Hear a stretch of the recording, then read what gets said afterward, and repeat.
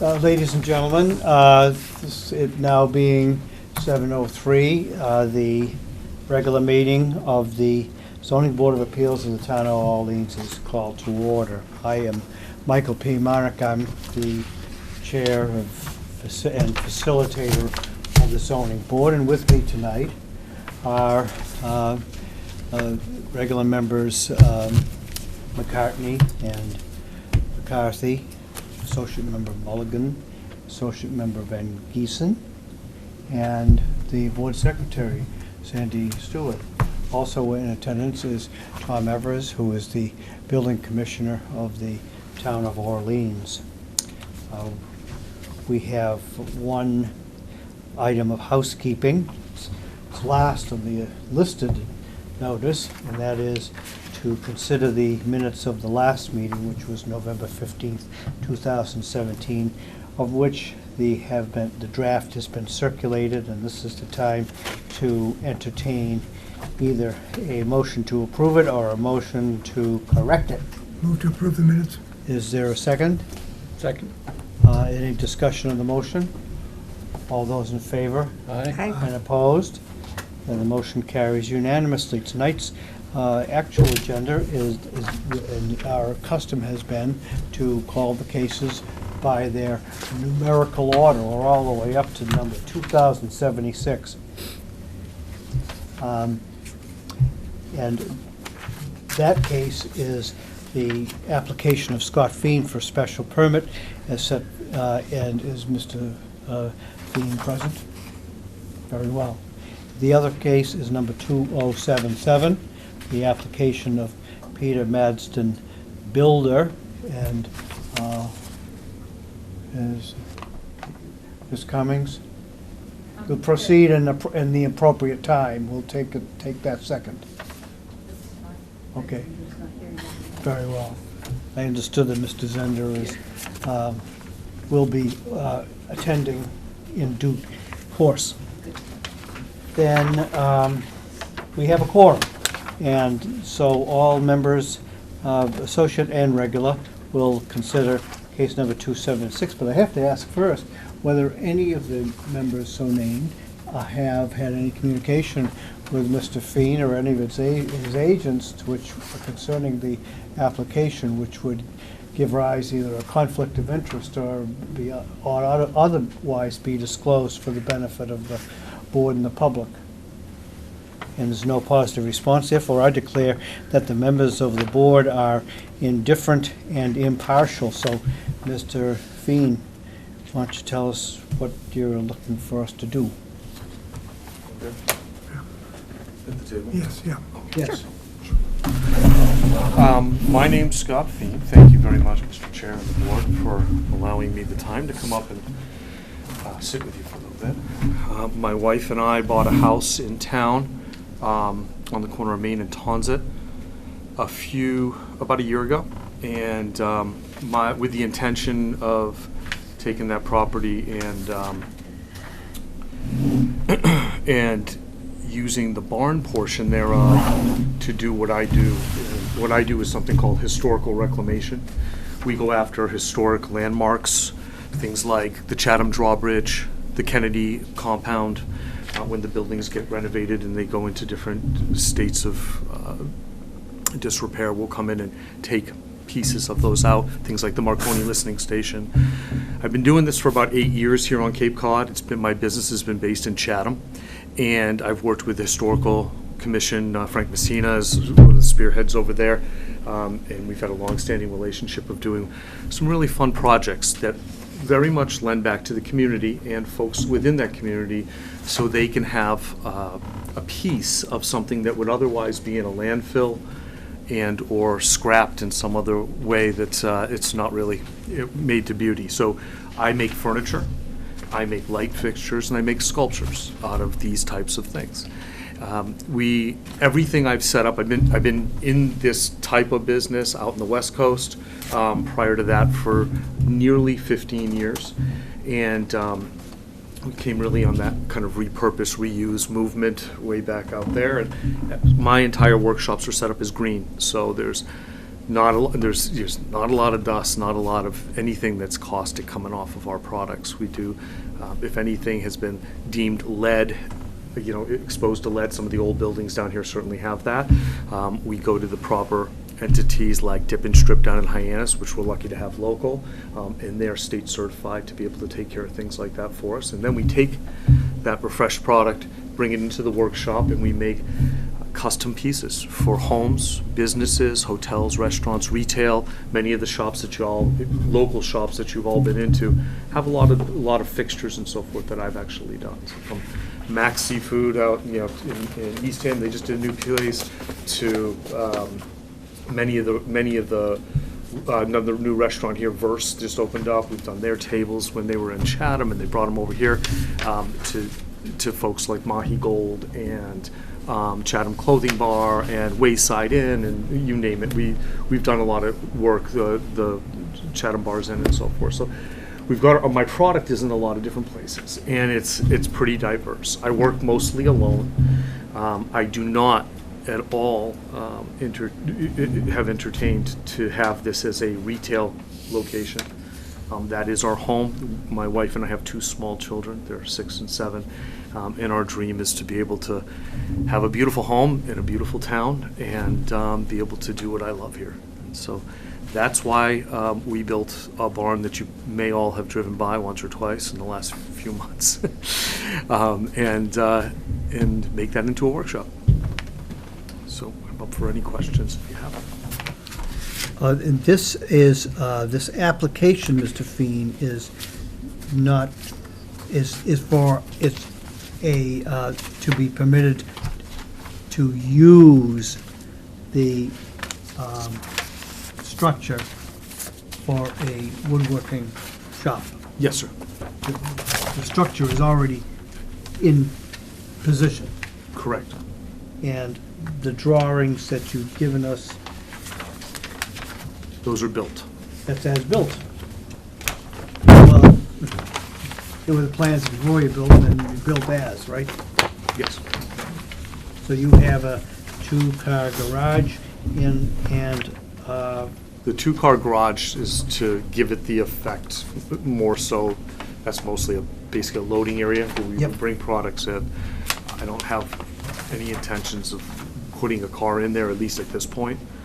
And we have overbuilt that structure with everything from the drywall is, it wasn't, and I know Tom can comment on all that.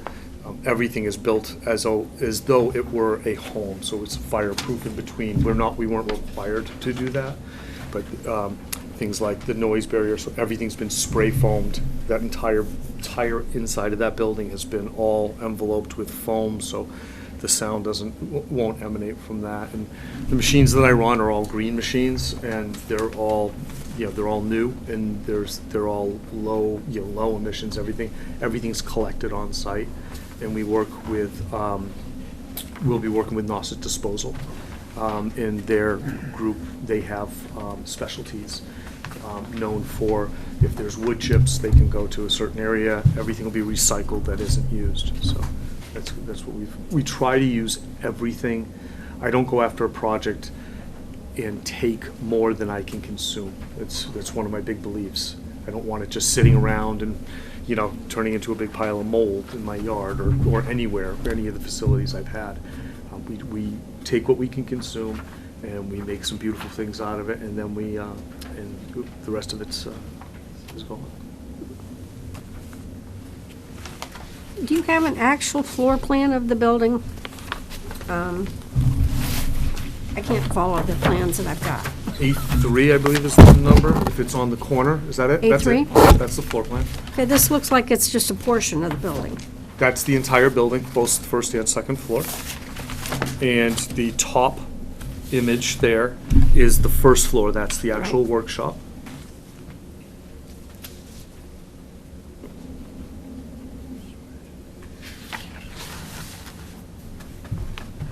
Okay, and the existing garage is on the, Left-hand side, you can see it's kind of the lightly faded? Yeah, shaded box, okay. yes. and you're not gonna be putting cars in there? There's no cars going in that side by any means. The only area that a car could go in would be on the right-hand side Okay, of it. You can see the two dotted lines, the Yep. two squares. It's set up that has two garage doors. okay. It just doesn't seem, I have a big truck, it's not gonna fit in there anyway, so. My wife doesn't have a car.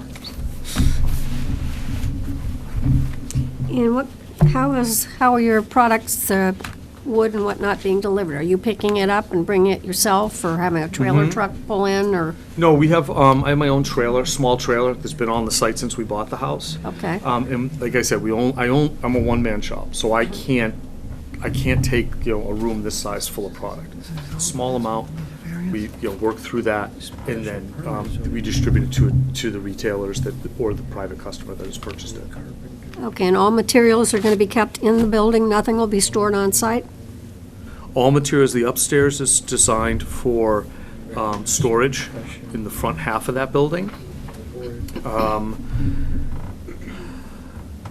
I hadn't gotten, there's a big back to that building where no one can see it from the street, which could take larger beams. Some of these beams are several hundred pounds. So even though I've installed a crane inside the building to bring things up to the top floor, I can't physically manage, to get a 40-foot beam. We just give you an example.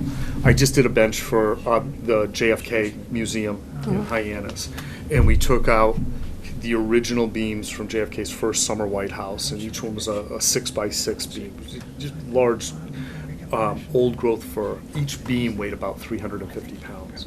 We had 6 of those that we made into a 15-foot long bench, observation bench in their museum. The end of this thing, it weighed over 500 pounds, this bench, once I was done with it. I don't foresee being able to bring a giant uncut beam like that into the building prior to processing it. Does that make sense? So I've designed the back of the building that we could stack some of that stuff up.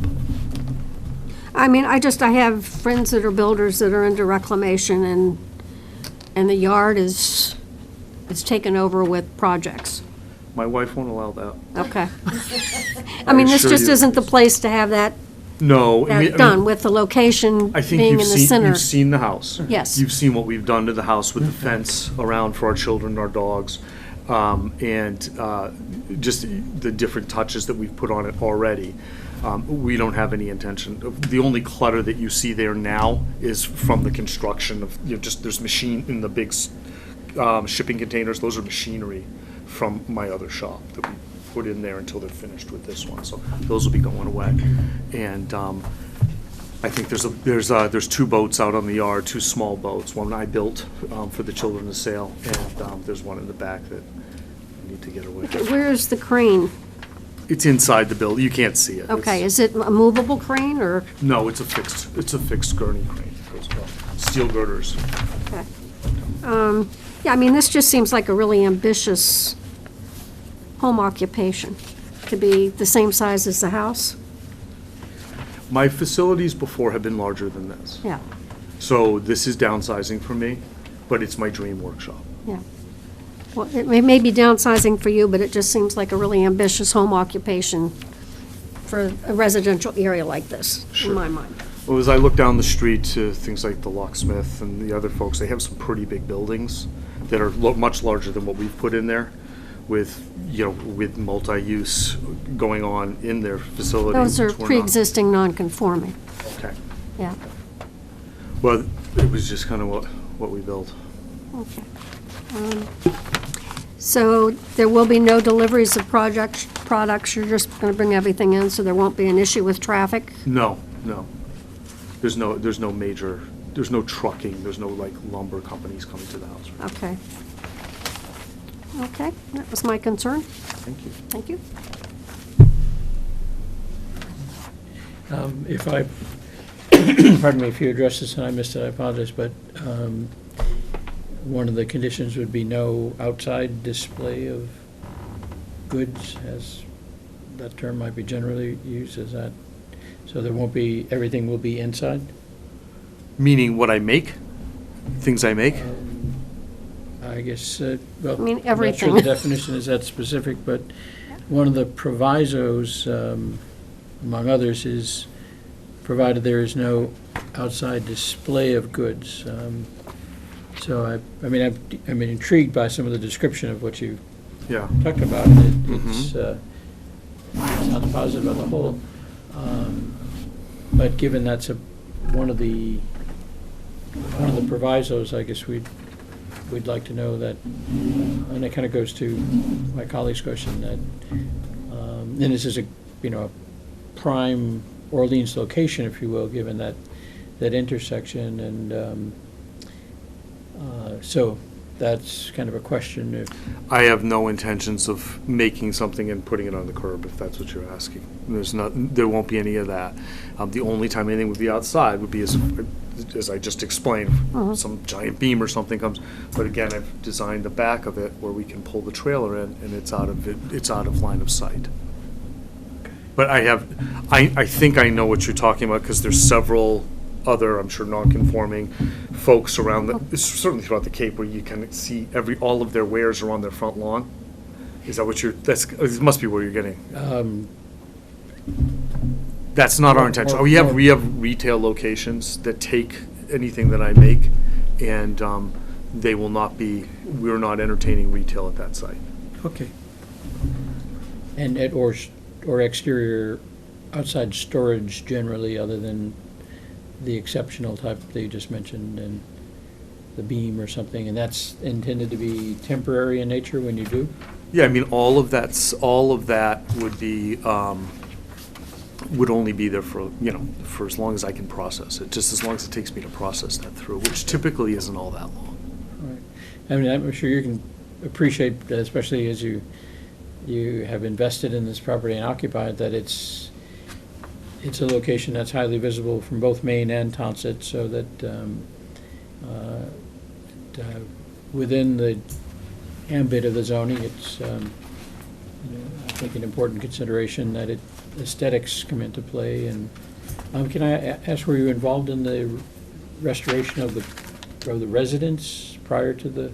I was not. My wife and I got very fortunate in finding that. We were looking for a location that had a much more discreet barn, to be perfectly honest with you. The barn is not discreet. It is not discreet. And we had looked at many different homes, and that home just really spoke to us when we got there. It was so beautifully redone, and They did a nice job. The builder had done a really nice job. So Yeah, no, it's one of the, I think, one of the gems of. we're really excited, and we're Orleans architecture. not. And I can assure you of this: the clientele that I build for, they're not the type of folks that are looking for the yard sale. They're not looking to come drive by and see a bunch of stuff on someone's front lawn. They don't. It's not so much what they look for. They really like something refined and tastefully done, and that's what I have been striving for these last many years. My only other question, just out of curiosity, is it a case where you built this and subsequently found that you needed a permission for the customary home use, as opposed to pursuing that before investing in building? Tom and I discussed it from the very beginning, and he was very clear. He's like, "You got to get this done before you can turn on a saw in that space," and he was very clear with that. So we built it knowing that it would be a great addition to that space. Just my design, and I just those are my ideas on that paper, and. Well, I mean, the reason I was asking is that, let's say for whatever reason, the board turned you down after you've invested a significant money in building that, so I guess it's a case where, in retrospect, you might have come earlier. Well, I'm hoping for the best. And, I'm hoping to be a contributing member of this community. We're here to try to be helpful as well. No, I know you are. I guess if I were to have redone the entire thing, I probably would have.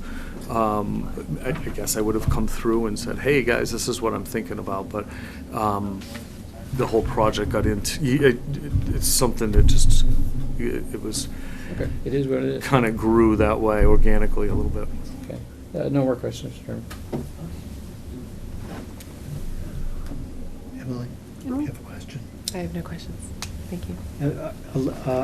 Let the record reflect that the plan, the proposed site plan dated January 6, 2017, does have some measurements, and for the building we call the accessory building in this instance, the distance from Main Street, the setback is 80 feet, and from Tonsett Road, it's 173 feet. So you've pretty much preserved the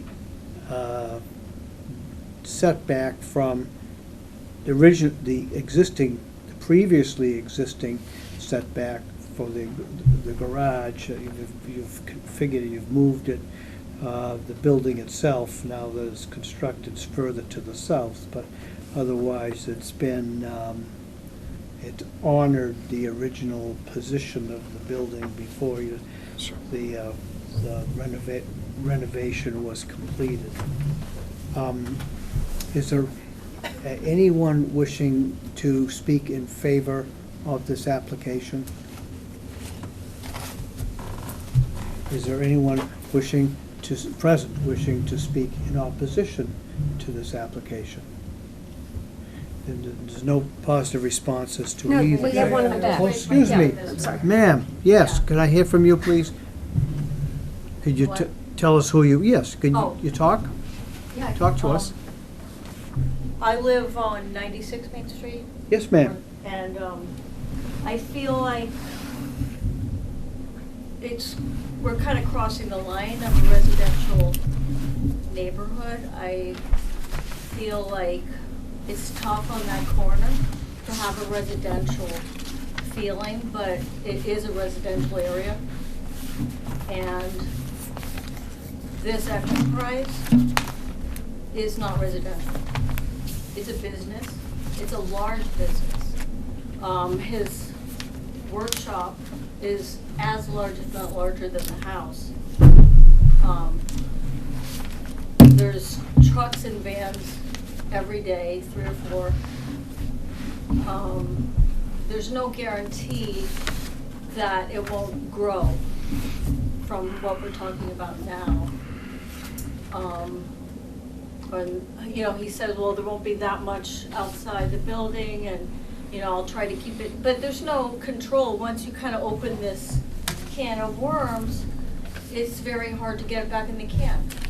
And I feel like Orleans is always, it's a busy city with a lot of growth, but I feel like that growth should not be taking place in residential areas. I feel like there's business districts, there's places not so high profile for people to run fabrication companies and have, more than, it's not like a man working on a boat, it's a company fabricating products.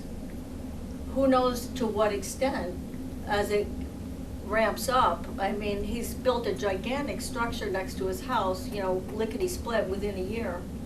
So who's to say what's ahead? All I can say is so far a tremendous amount of development has occurred on that location.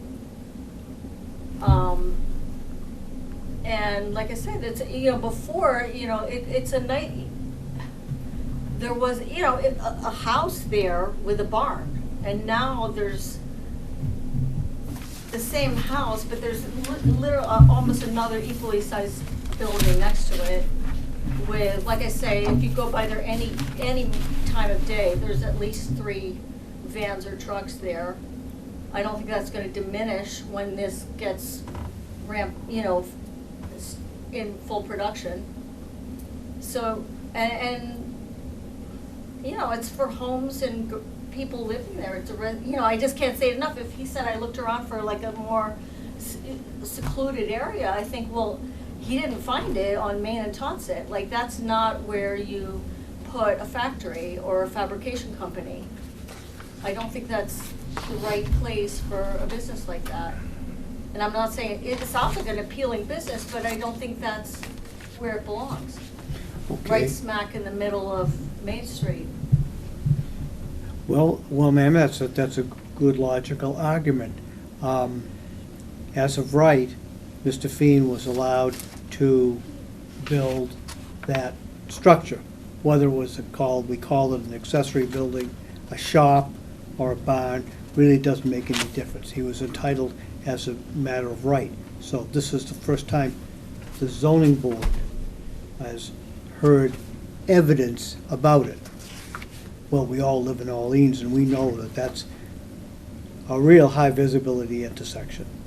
Now, your objection principally then is that you have no security that the business or the traffic would continue, either that it would increase and become obnoxious, or there's no control that it would be even greater than it is already.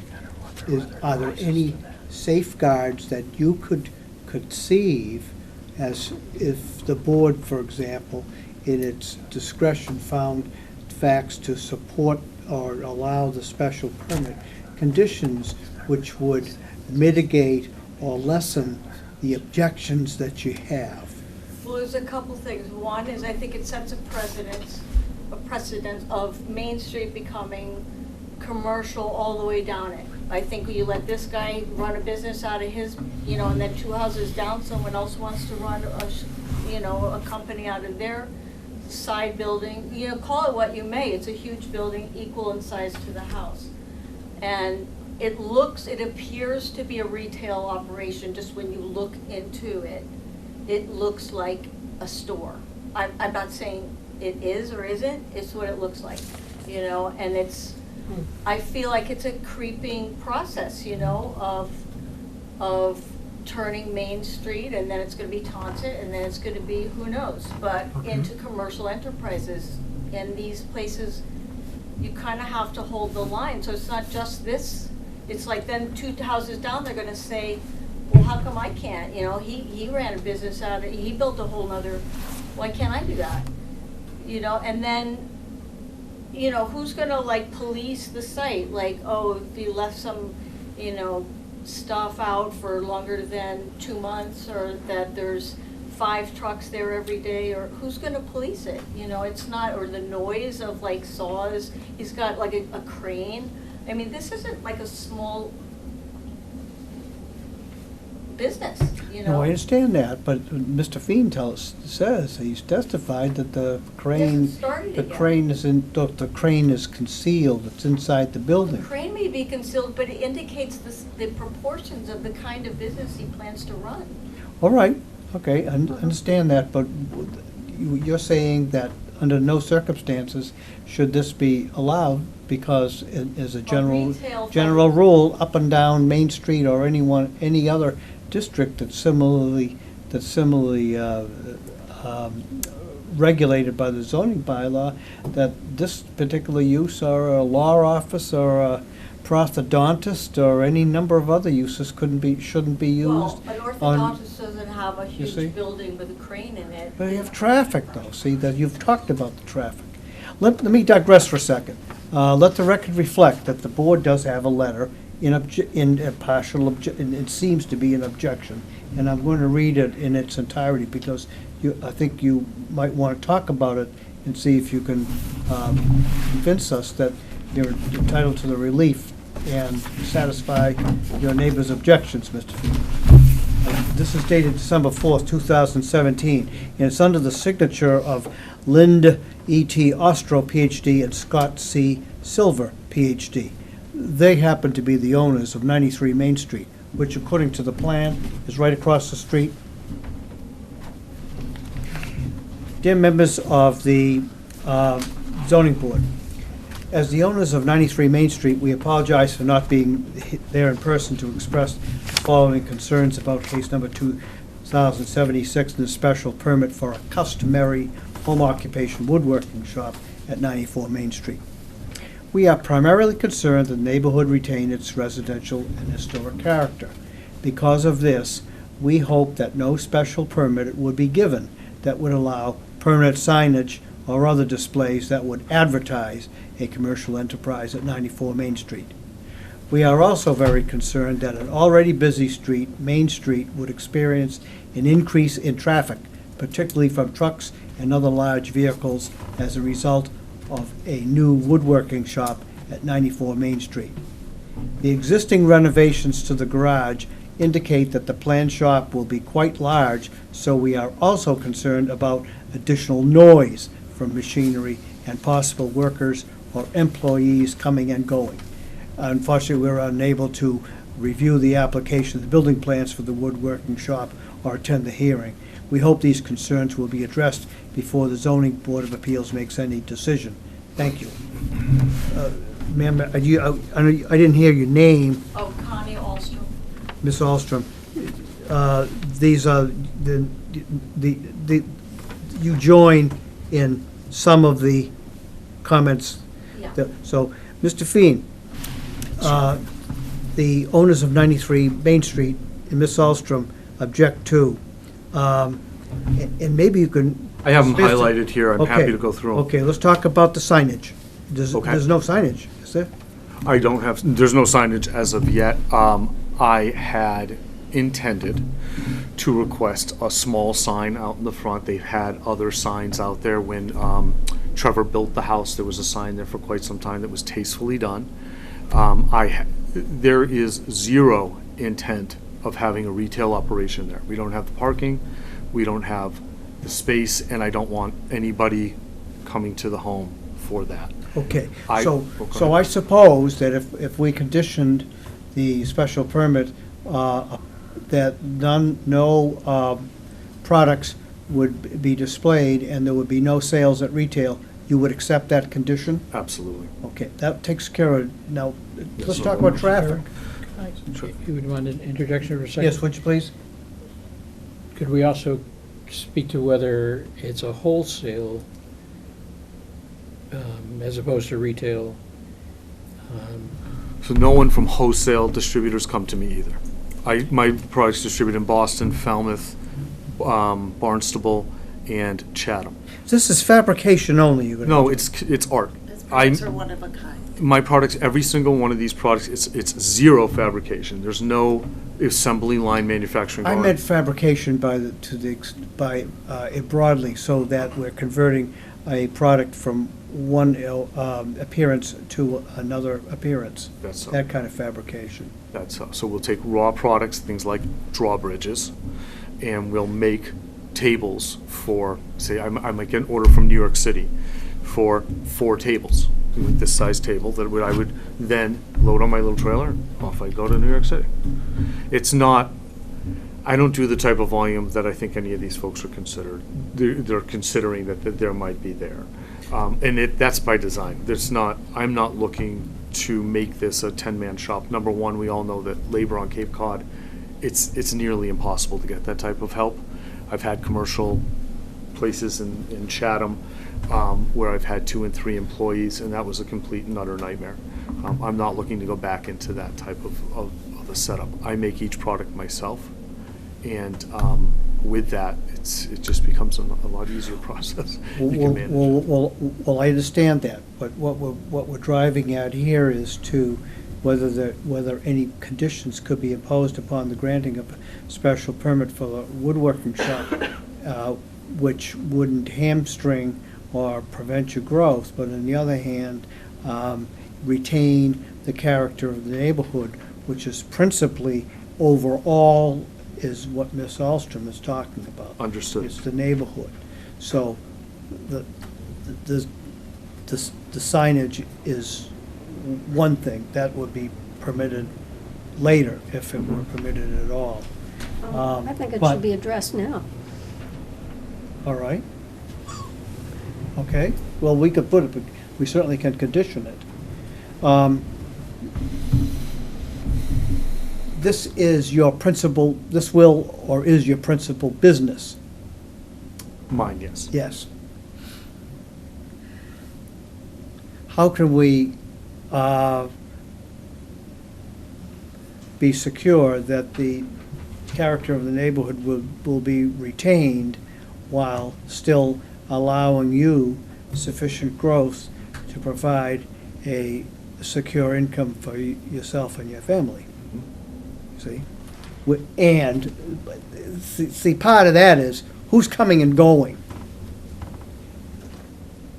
The neighbors might be, if you keep what you say, well, tonight, then it doesn't appear that the traffic should be anything greater than what Ms. Alstrom has said already, that there may be 3 vehicles a day, if I heard her correctly. What she's saying, Yeah. what she's seeing now Yeah, are the workers working on the building. There won't be that many trucks when I'm when I'm working there, because it's just me. So I may have a fellow or a friend woodworker stop by and say hello for an hour or leave or that type of thing. There will be people coming and going from our home. You know, we have people that come and go. But there's not going to be the type of cars that she's seeing there now. Now we have a plumber, an electrician, and, you know, everybody, the painters are there today, so there was 2 trucks for them. So that's the staff that's been building this building, which that will greatly, I mean, we're at the very tail end of this thing, so they're just putting the finishing paint on it now. So they should be out of there in the next 20 days, 15 to 20 days. and since you haven't done any work there yet, there's no way to test the amount of noise that would be ambient. Well, here's the deal. So all the machines are they're brand new, if not within the last few years. So they're all quiet, all of a low profile, and I had that entire building spray foamed. So you're not going to hear there will be no noise out within that building, that the traffic at the corner from the trucks and everything taking the corner, taking off from that light, you'll never hear my building from what I do. And that's been the case in all the locations I've ever had. I think that needs to be, if he's saying it's not gonna be louder than a truck going by, which is what it sounds like, that is not acceptable. And just, you know, people can say all kinds of things, like it's not gonna be noisy and you won't hear a thing, and who's to say if you do or don't later, it's sort of too late then. Well, And Well, you know, I think we need, at the very least, some facts about how much noise, and if it exceeds that, it's shut down. okay, We well, can't just say, oh, he said it will be real quiet. you may feel more secure if you understand that the town of Orleans already does control the emission of noise. There is an ordinance which deals exactly with that. On occasion, we have attached conditions to special permits relating to the use of properties, but which would lessen the noise. But generally, that's been done by using time periods during the day, such as there would be no traffic after, say, 5:30. And I don't know what hours. I'm sure Mr. Feen wouldn't have an objection to something like that. But normal traffic is something that ordinarily the zoning board wouldn't have, traffic for noise there's 2 kinds of noise. Noise from traffic. That's part of the human condition here and everywhere else. The second is excessive noise, and the town ordinance deals with that, so that if it's excessive, you have your remedies. In all cases, if the special permit should be granted with or without conditions, that the applicant would abide by the terms of the permit would be enforced by the town. So you're not left orphaned, even though if you've objected and you express reservations looking in the future to a use which hasn't been tested yet. That's part of the problem. Yeah. You see what I mean? Mr. McCarthy? Mr. Chairman, Beth, I'll defer to you if you want. I've been concerned, and I've been watching this property. It's been an ongoing construction site. I actually stopped in and talked to Tom to find out why it wasn't before us for going over the 4,000 square foot limit, which apparently you found out you were gonna be over the 4,000 square foot limit and you would need approval and you reduced the size of the building, is that correct? There was, in the beginning, there was a concern about the total non-permeable roof surface, I believe, in conjunction with the house. I brought that to my architect, and they redid the calculations. We didn't have to adjust the building at all. No, but I was told you wanted to build a larger building than what is here now, and found out that that would put you over the 4,000 square foot threshold, and you would need to come before the Zoning Board of Appeals to get approval. So I feel like you found out you would come before us, so you reduced the size of the building. That was- After the fact that it's built, you're coming in for a home occupation for a 1,300 square foot, one-man workshop. I guess I'm not comfortable with it. I'm not, I don't recollect, it wasn't, nothing was done to circumvent coming in front of this board by design of the building or square footage. That wasn't the intention. I think it was like, hey, this is, you can't build larger than this, so we didn't do it. So we just made it what we could do on our space, and that was it. We know that the challenges that the town has had with the builder that built that house and continues to have. And I've been very straightforward with Tom, and I'm sure he will contest to this. I want to do everything within the parameters of the town, to be a good resident, to be a contributing member of the community, not only as a homeowner and with kids in the schools and everything, but also as a business owner. Been active in the Chatham Business Association for many years, and would love to be able to do the same thing here. Where was your business located in Chatham? We had a retail location at 400 Main Street where we sold products, but I had a location on Depot Road, the Depot in Kroll, right on Okay. the corner The there. old- yeah, the lumber yard.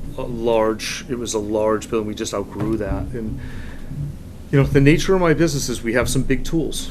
We want to make a nice straight edge when we want to make a nice straight edge. And it's one person, one person moving around that shop it's not out of the question to have a shop that size by any means. I mean, people can do it in a small, one bay garage. But as I've stated from the beginning, this was to build my dream workshop and retire here and make a life for ourselves and have our kids grow up in this town. So that's why we did it. So you'll be the only worker in this building? On nearly every day, I'm the only worker. Once in a while, I'll bring in a single assistant typically to help me pick things up, like we talked about the bench. When I need help like that, I'll hire either a friend or another woodworker that I trust that'll come and give me a hand. And that's it, but there's no one there 7 days or 5 days a week or anything like that. And in concerns to the hours of operation, I mean, we have two very small children, so, it's pick them up at 2 o'clock at the bus and then we start to do our homework and everything else. So I'm in that workshop, in the morning and into the afternoon mostly. I can imagine myself having it that close where I can go in and put a coat of varnish on in the evening once they go down to bed, but I don't see firing everything up. And everything, like I said, everything has been sound blocked with all this foam, 5/8 inch drywall, plaster over the drywall. We've taken the steps to make that building as thereabouts as soundproof as we possibly could. Mr. Rena, I'm sure you can appreciate that.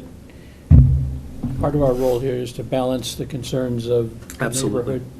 neighborhood, as well as how the zoning bylaws apply to what it is you're proposing. And you mentioned that in Chatham you had a retail component in downtown, and so people could come in and purchase your. That was many years ago, and had a partner that would run the retail, and I would build the furniture. Okay, so one could purchase we'll use your term art And now you just have the Orleans location, correct? We have 5 locations now. As I had mentioned, so we have Barnstable, Falmouth, Chatham, and Marion, 4 locations, Marion, Massachusetts.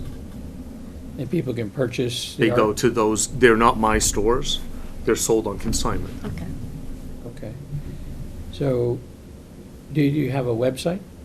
I have a website, yes.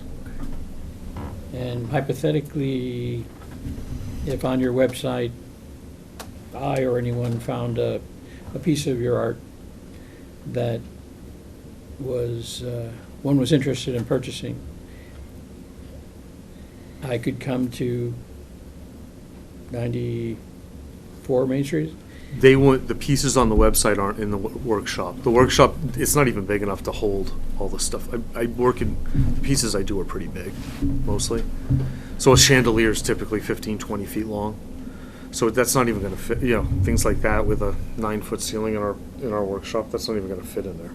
Okay, so I think, my point is, They would be, the pieces in the on the website are in one of the local galleries or retail locations, Right. and they would purchase it from them. okay, maybe I was inarticulate, but could I come to Main Street and purchase from you something that either I saw on your website or I became aware of? I understand where you're going.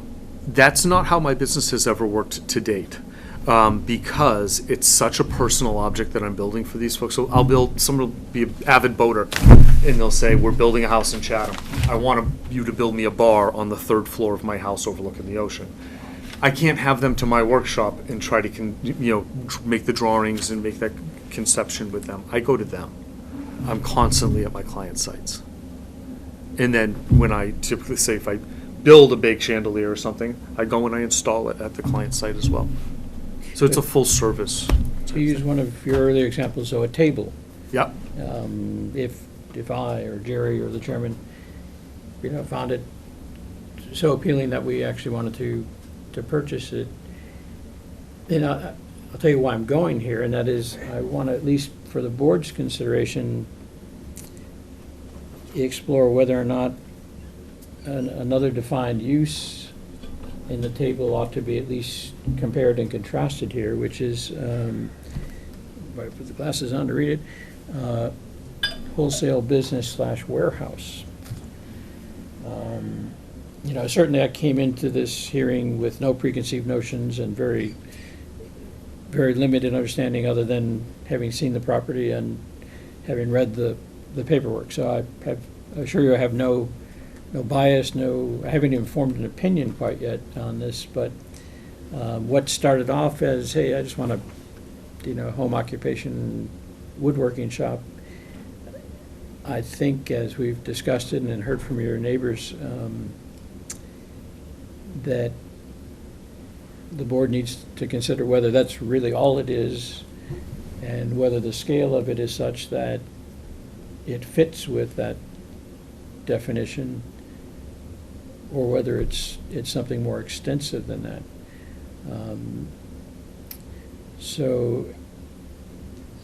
And I guess one question for my colleagues to consider is, since one can purchase from you,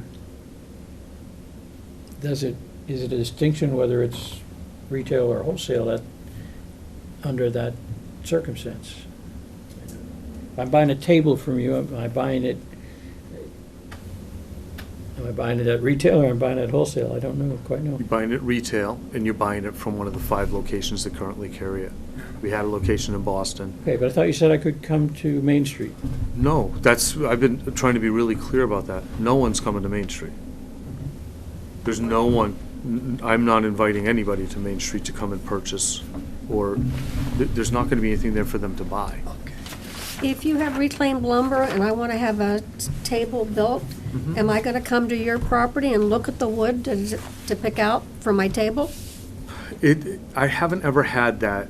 That's not how I work. The Okay. people buy, I understand what you're You don't saying do because the you don't do I do custom? custom. I do a Right. lot of custom. But people mostly they'll buy a table because they want a table built out of the Chatham Mitchell River Bridge. Or they'll buy a table because they want a table built out of the Marconi Listening Station. With that, they understand it's labeled on the website. Each one of these things has variations, and they're not all clear. There'll be images. We typically go back and forth with data files.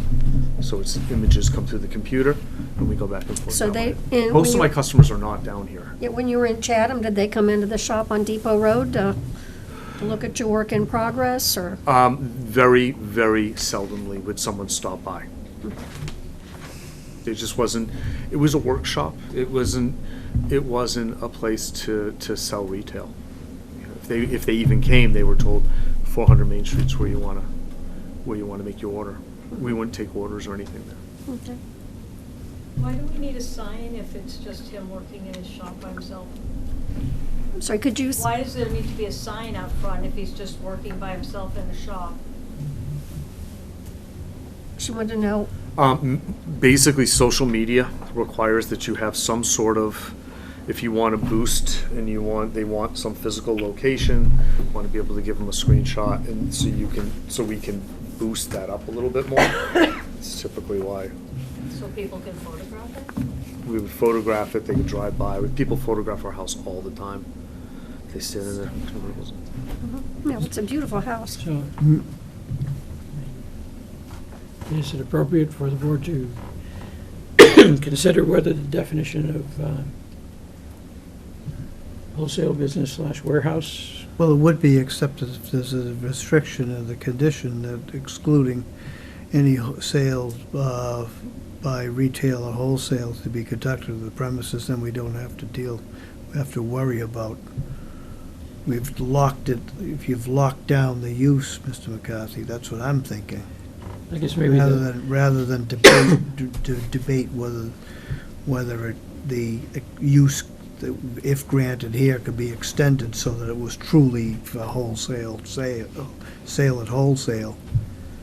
He's not going to be conducting any, if he's conditioned, there's no sales to be conducted there, that takes care of that. The idea here, I think, we may conclude that a home occupation is a type of work that's being done by one full-time employee who lives on the premises. Not 3 or 4 people, but one full-time employee. I concur Yeah, that's yeah, an important And consideration. I think that the way that this woodworking, we call it woodworking very loosely, but the work that's being done here is all within the 4 walls of the building. We've got a noise ordinance to protect the noise. I'm just thinking of what's the difference between, say, a fine cabinet maker doing work inside that garage, or building, or accessory building, you see? Maybe Mr. Mulligan, Mr. Mulligan has a burning question. Yeah, I do. It may cast a whole lot of light on where More we're of a going. question for you, Mr. Chairman, but let me before I get there, I have this vision of pieces of a drawbridge coming into a garage and being operated on quietly. It doesn't fit a vision, you know. It's a wood drawbridge. Pardon me? It was a wooden drawbridge. Oh, I understand, but Yeah. those are big pieces of wood. This isn't fine, we're not talking about teak here, we're not talking about bird carvings, we're talking about big pieces of saws and planes and, is your building air conditioned? Yes, it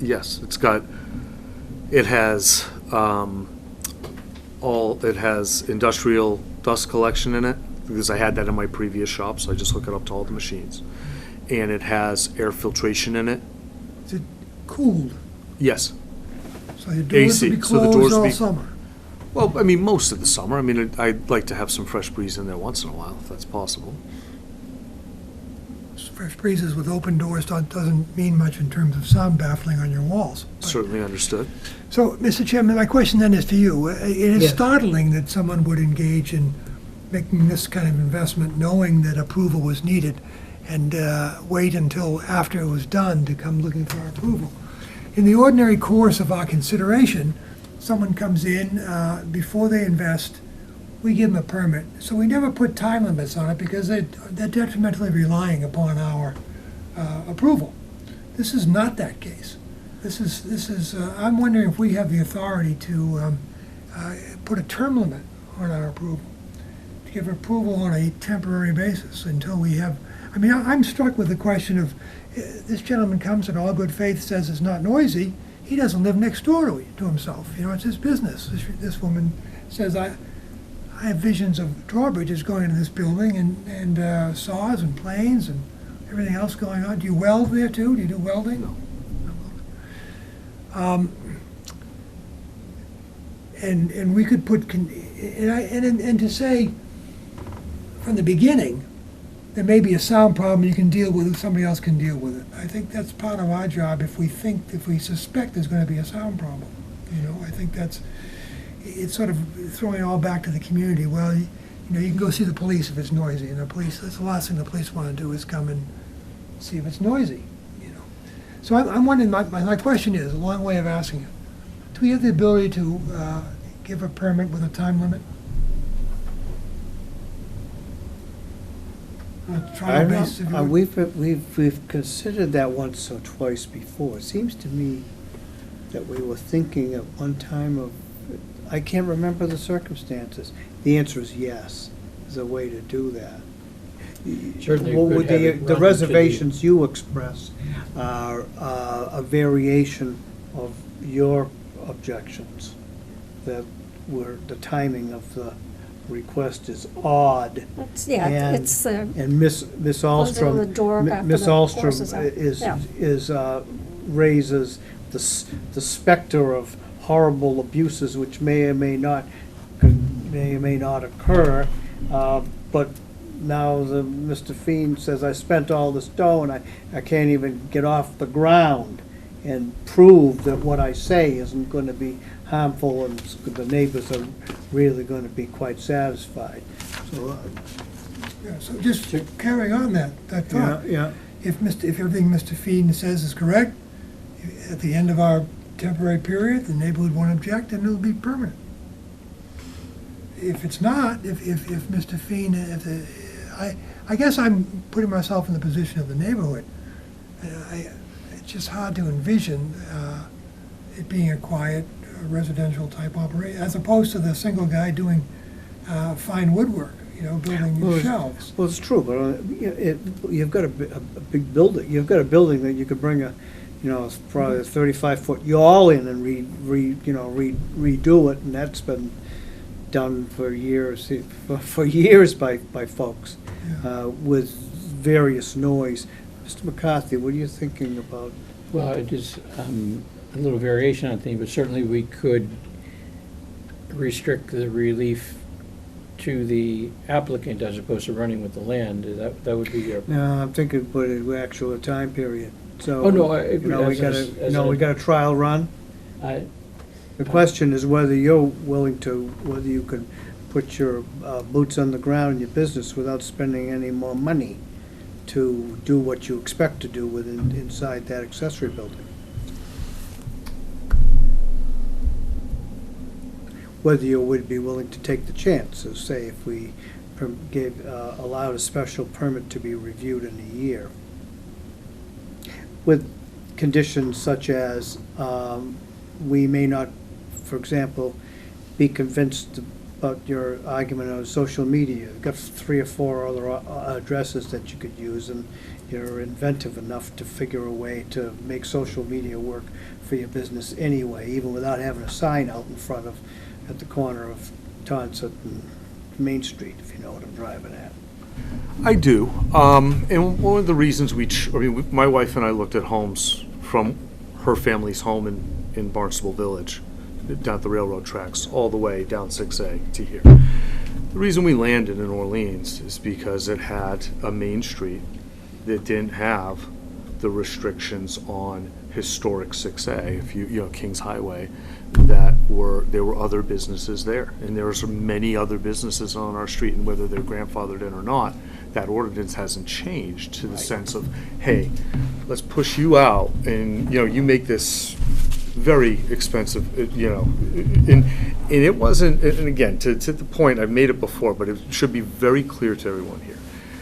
I didn't build the workshop to go, geez, now I gotta go and, you know, try to convince these people that I want to do my workshop there. I just built it. You know, my background is I used to build fast food restaurants across the West Coast and on the East Coast. And we do development of those, and I've been through many boards in many small towns where they didn't want a commercial brand in there.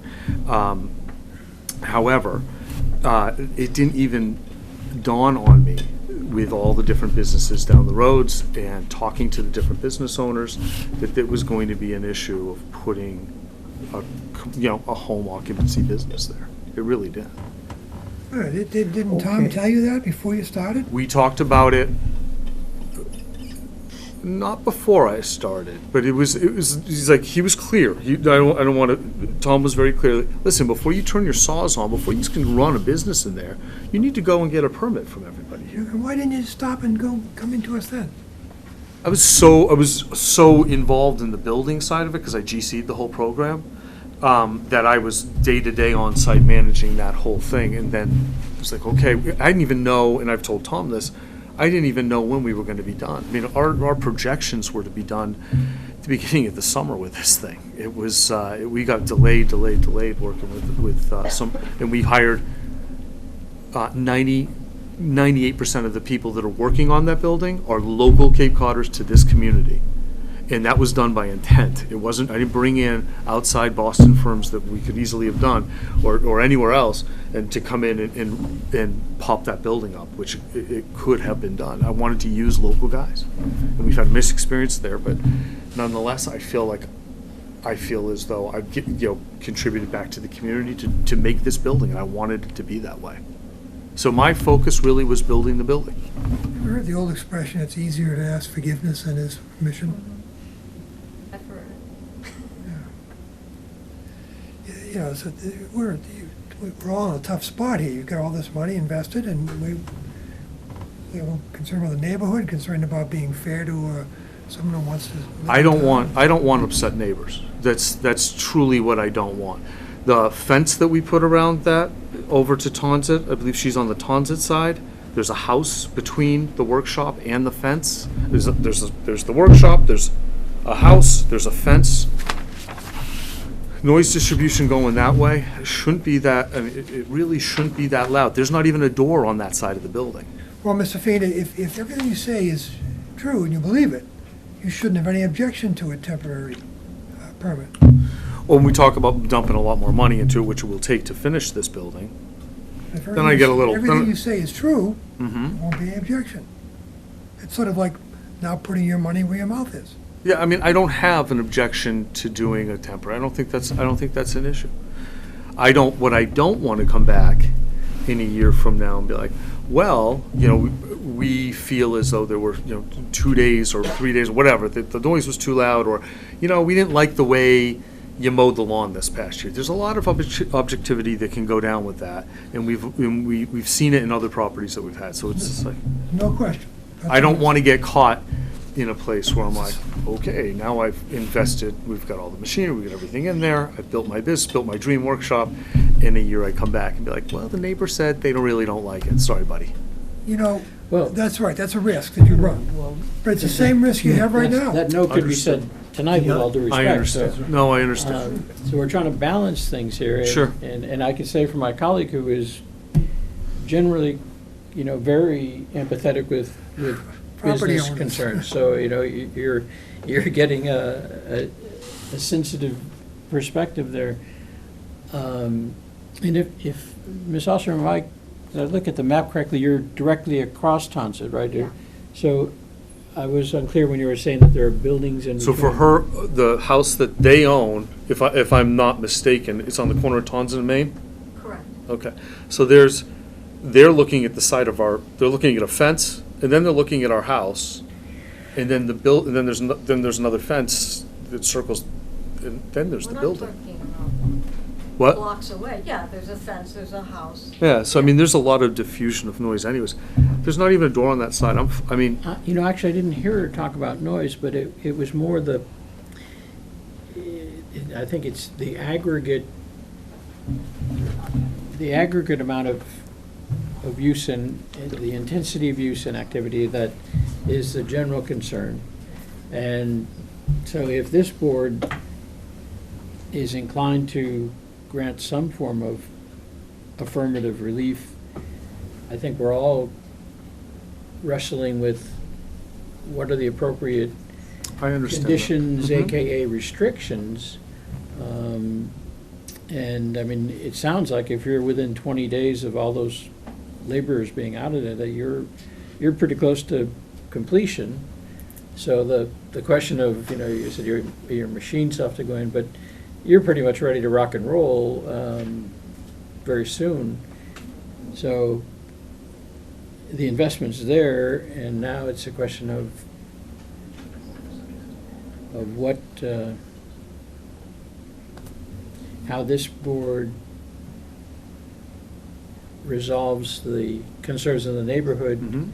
in relation to your request for a special permit to use it. So that's the quandary, if you will. And I understand and respect keep- that. I do. And keep in mind, that this board is by nature looking to be helpful whenever we can. So it's, I think that's a fair statement, Mr. Chairman, that Oh, yes, within the zoning bylaws. within the zoning bylaws.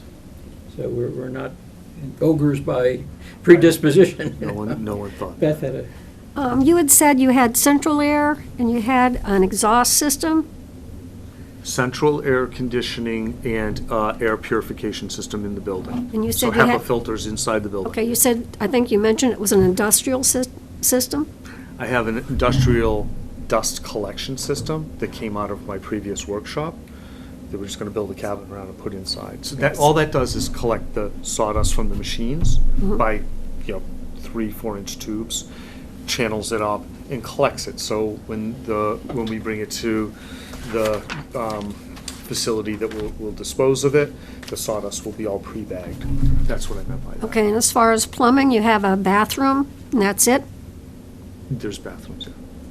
Excuse me? There's a bathroom. One yeah. bathroom, and then what is the Downstairs. plumbing? There's one bathroom downstairs and there's one bathroom upstairs. The upstairs, if this gives you this may give you some relief. The upstairs is designed as a family room.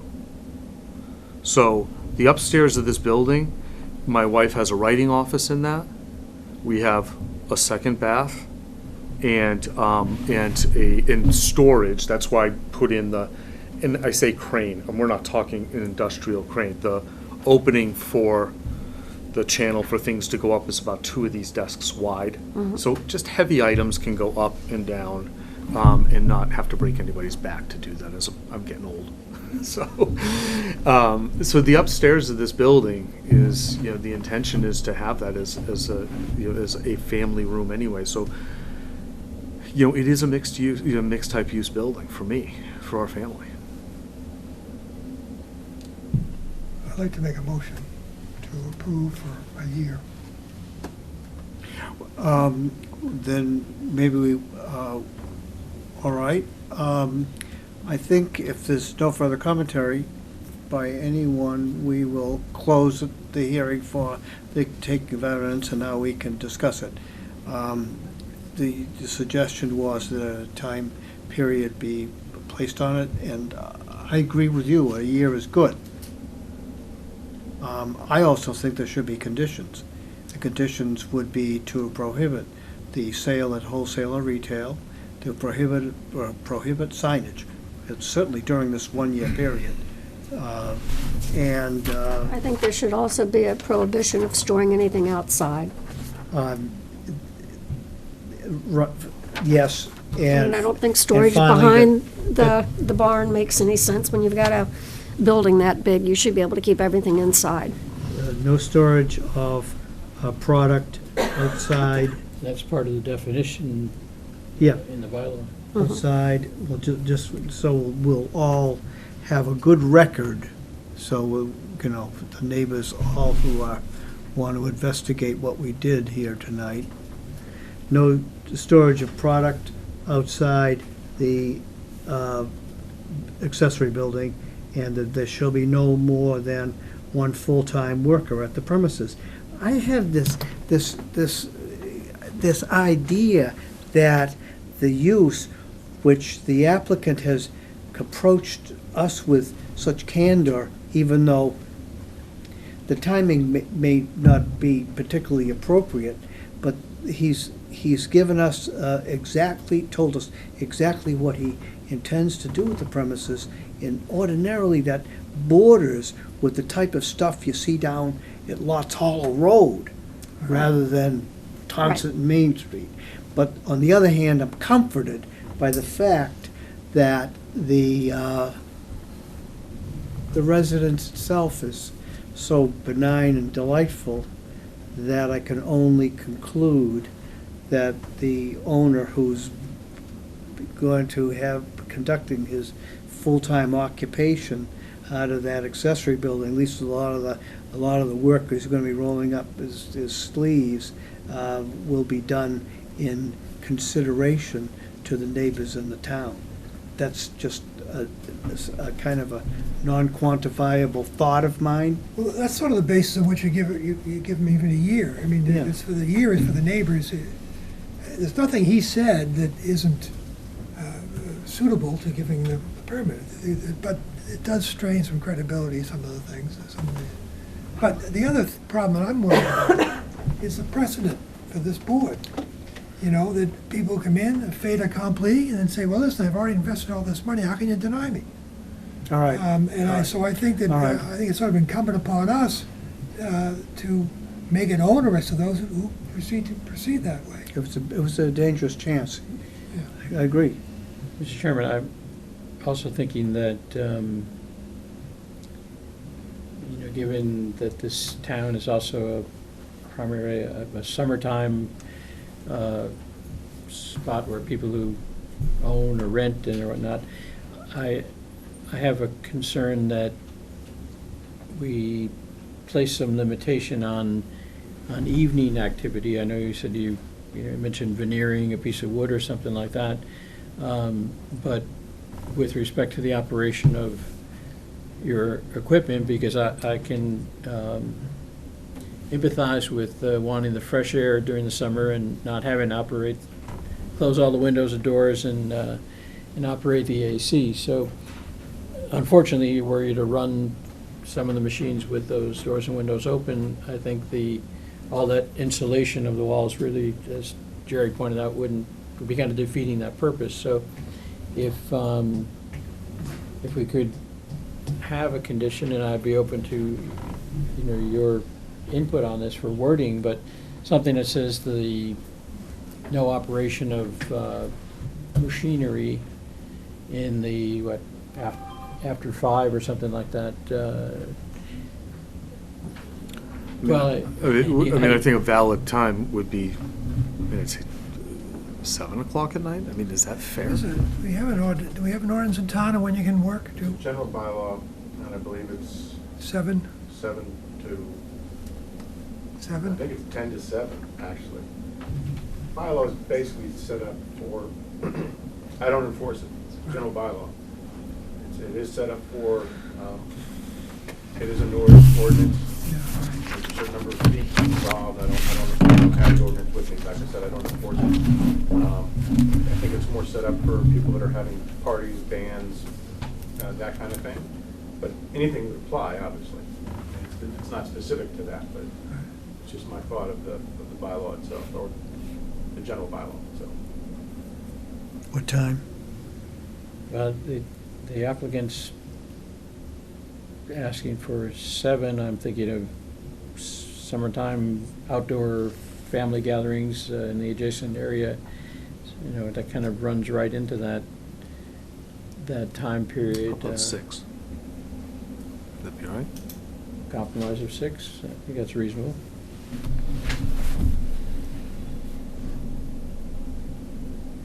And then lastly, Mr. Chairman, from my end, I hope that the Fiends enjoy this property for decades to come and whatnot, but if circumstances dictated the need to sell and move on, who knows what one future owner might want to make use of that significant accessory building, so perhaps having this relief run to the applicant personally as opposed to running with the land? Yes, for that 1 year. Or, and Right. Home and occupation beyond? generally stays with the Yeah, applicant. it does. Okay, it's not, okay. So the use doesn't run with the land? No. Okay, great, thank you. Mr. Chair, if Mr. Fee? I could ask for one deviation from your notes here, and it would be the signage.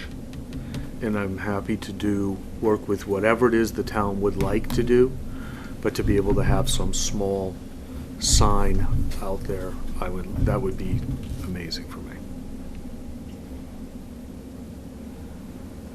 Can I ask you, is the front of that accessory structure face Tonsit? Faces Main. Faces me. Mhm. How is that residential to have business on Main Street? But we have many of Well, them. Not permanently, that I know of. There's right down the street from you, the locksmith, everybody else. It's specifically called out in the sign code, but you can, and house gives you the ability I to. thought so. It's at our discretion, isn't it? You can, No, I mean, I came in for my real estate home occupation, and they told me I couldn't have a sign. well, it has to go through ARC, but you can have restrictions that says clearly. Right, yeah.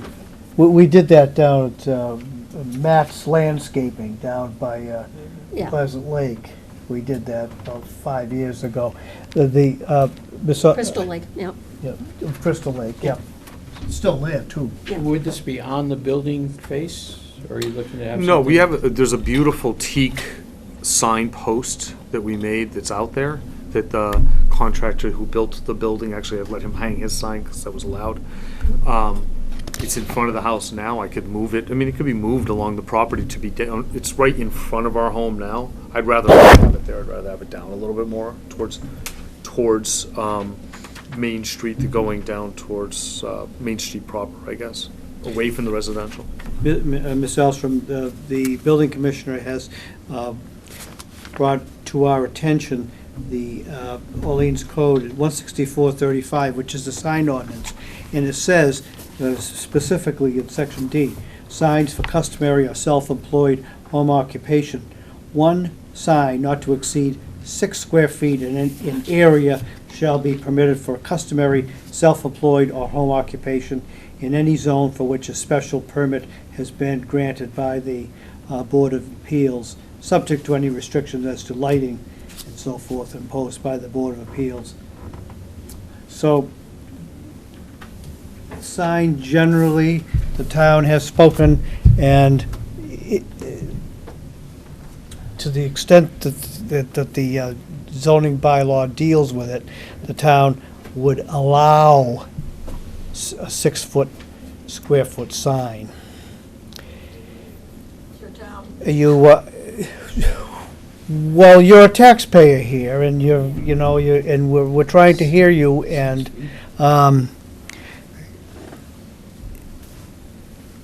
It's 6 feet and, Total, I Six- think it's six total, square- it's total- not, It's it's like not, total the area. standard real estate 2 by sign. 3. it's not, it's not very. 2 by 3. that sounds okay. Two-sided, 2 by 3. I'm thinking that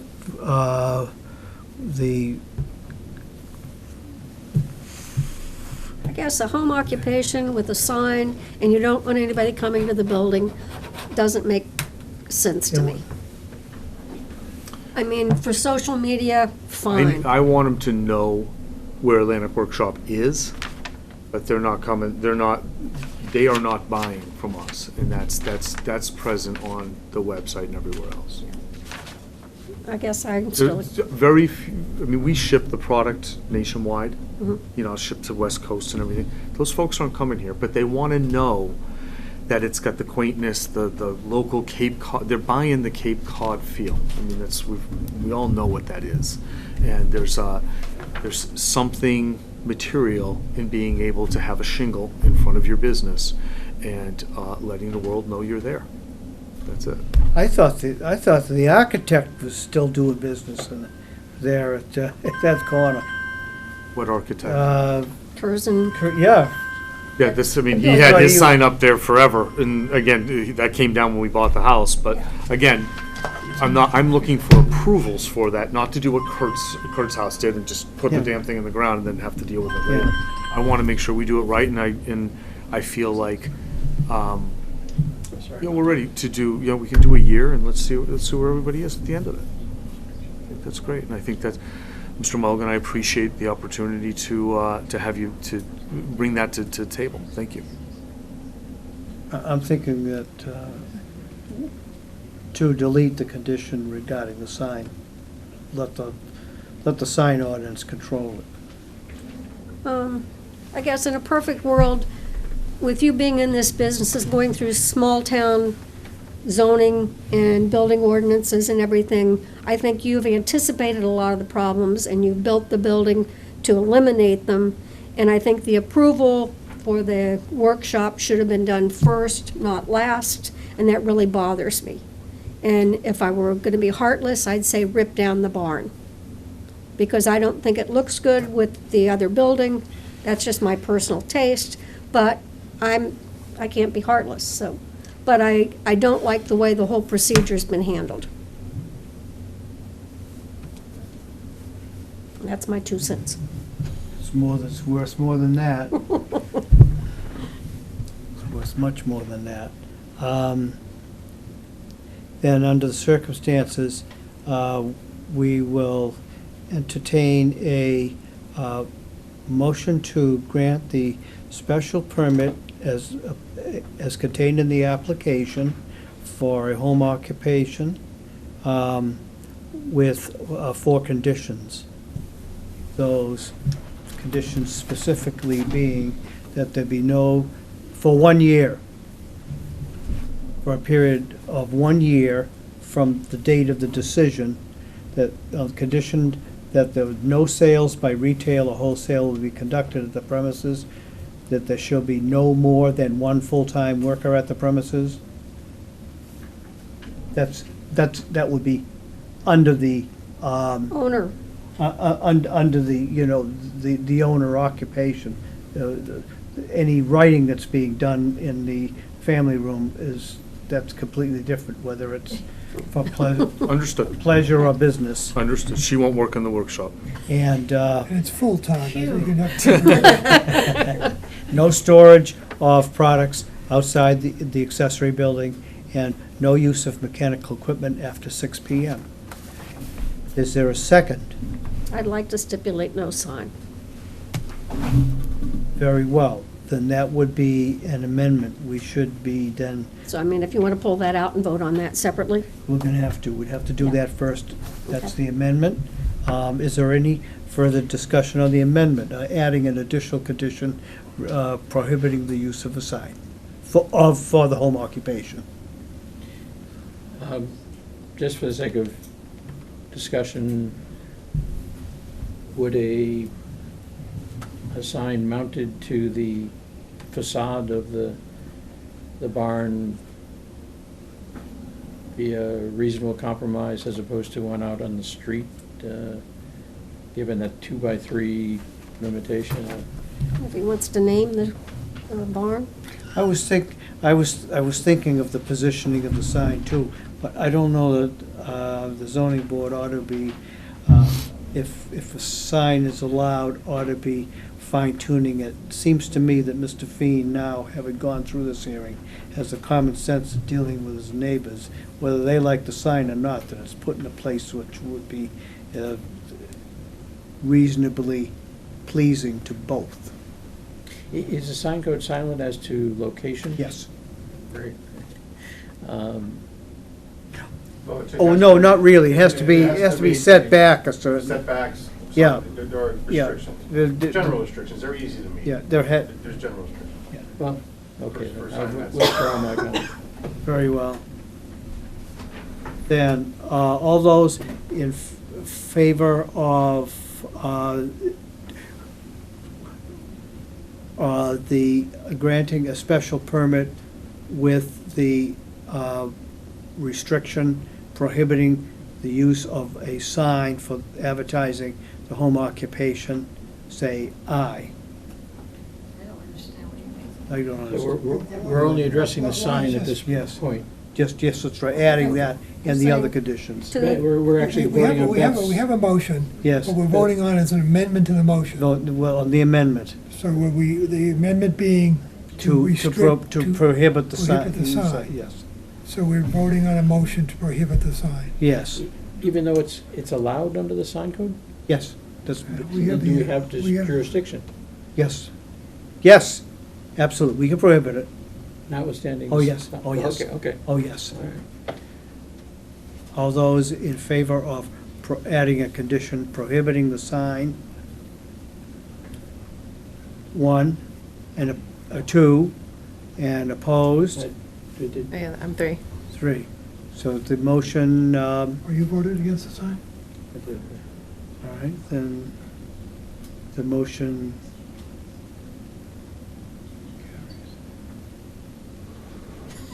no, we need four, so So the amendment passes. the amendment passes. Have four, right. Now, since the amendment passed, then we will now vote to consider the motion to allow a special permit with 5 conditions, including that of the sign, and for a period of 1 year. All those in favor? Aye. Aye. Aye. And opposed? The motion carries unanimously. Sorry, who seconded? I'll say. Mr. McCarthy did. So there are 5 conditions. It's a term of 1 year from the date of the decision. I'll write the opinion. Okay. All right, Thank you all. Appreciate your time. thank you. All Good set. luck. Good luck. Thank you. That's about the sign, but who doesn't do business out of there?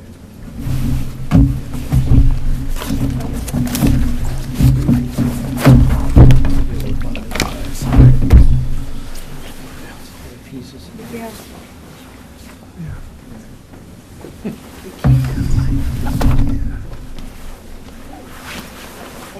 Bye-bye, thank you. Thank you.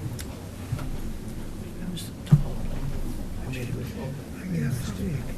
I knew the building was gonna get on the bandwagon. I would have gone on Who was the woman that spoke to you before the hearing, the blonde-haired woman that sat right behind them? Keith Labarge. Was she part of, Oh, I know that. You know what? I'm not sure. I've never. oh, she was on offer to take your picture, so I thought perhaps you knew her. I don't. She just Ah, offered. okay. Yeah. I didn't know if she might have been the architect or something or whatever, but. No, I don't know her. Your appearance is timely, Mr. Zender. I thought it was I was looking to see if the lights were on when I pulled into the parking lot. Oh, we would wait for you. I didn't want to make you.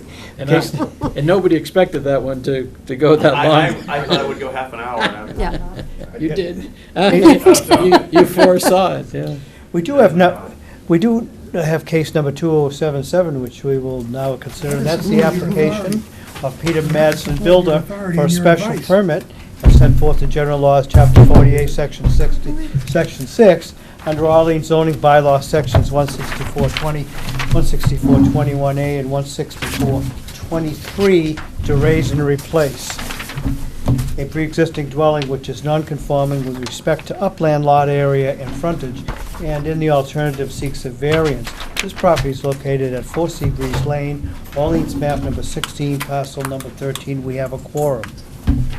But I do, as a preliminary matter, ask whether any members of the board have had any communication with the applicant or any of the applicant's agents, which ought to be disclose to the public or to the other members of the zoning board, or which would constitute a conflict of interest. There's no positive response. Therefore, I declare that the members of the zoning board to consider this application are impartial and indifferent. Mr. Zender. Hello, Mr. Marnick, and hello to all members of the board. It's nice to see you all again. My name is Ben Zender, and I'm here to represent the owner of the property, as well as Joy Cummings is here with me from ALN Architecture. She has designed the structure that you have the elevations and the floor plans for. And then we have a site plan, just to set the record.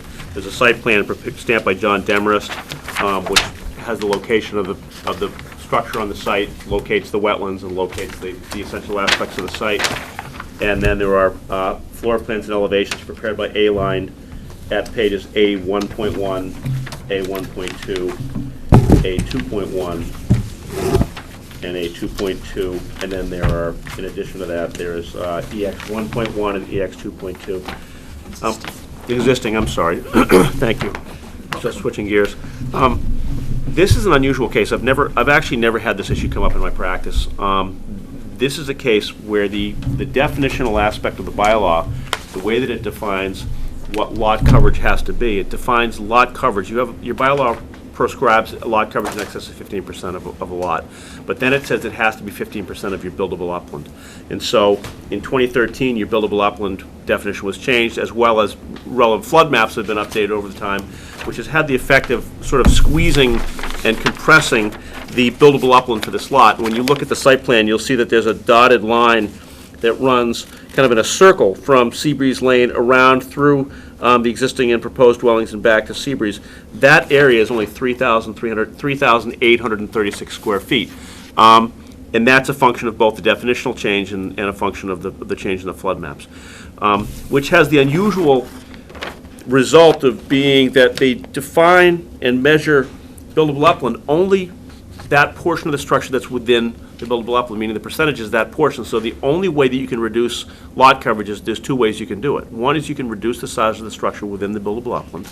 And in this case, I did the math. The only structure that would fit within there would be 545 square feet in size. Or you push the house outside of the buildable upland, meaning you could theoretically go to the Conservation Commission and get permission to move this into the wetland, and you could cite this house. That's Theoretically, this is theoretical. But the intent of the bylaw, the effect of the bylaw is to say, please locate your structure outside of the upland and put it outside of the upland. That's the practical effect. And so what's happened with this house is that they really can't design a house within the buildable upland of any meaningful size or utility. So we did the math based on the strict definition of the bylaw, which is citing that portion of the existing house that's within the buildable upland. It's at 14.7. It's at 14%, and we're proposing 36%, going from to a 830 square foot footprint plus porches. If you 1,830 square feet. So what we're asking for, that's if you take a strict definition of the bylaw. So if the board strictly defines, does a strictly literal reading, and only measures the lot coverage, not of the entire house to the lot, but of that portion of the lot that's within the buildable upland, we're at 14.7%, which means that if we go above that, we need a variance, because to go from below to above, you need a variance. I don't understand this. It doesn't make sense to me. So I would like to leave it to the board to determine how you want to interpret your bylaw. If you want to just take that part of the house that's in the upland as measuring lot coverage, you're at 14.7. If we take that portion that is above that, then I believe we're at 30%. If you take the whole size of the house to the lot, you're at 30%, and we would need a special permit to go what we're doing. So it's really, I think the first analysis by the board is it a special permit or is it a variance? I think a strict reading of the bylaw says that it's a variance, but I think a practical reading of the bylaw, which means that you take the entire size of the house and you measure that over the lot, I think that it would be at 30%. 6%, I think. Yeah, 36%, and it would be a special permit, so. Not just the part in the buildable. Yeah, it doesn't make sense to just take the part of the building that's in upland as the percentage, because if you're only measuring, I think the intent of the bylaw was to say, look, we want you not to cover more than a certain percent of the lot. But when you have a pre-existing house that predates this bylaw and where the flood line changes, you have part of a house within and part of a house without. So to strictly use this bylaw, you're taking only that portion of the house that's within the buildable upland, and you're using that as your numerator, the fraction. It just doesn't make sense to me as a practical matter. I think our way of thinking is that a variance is needed.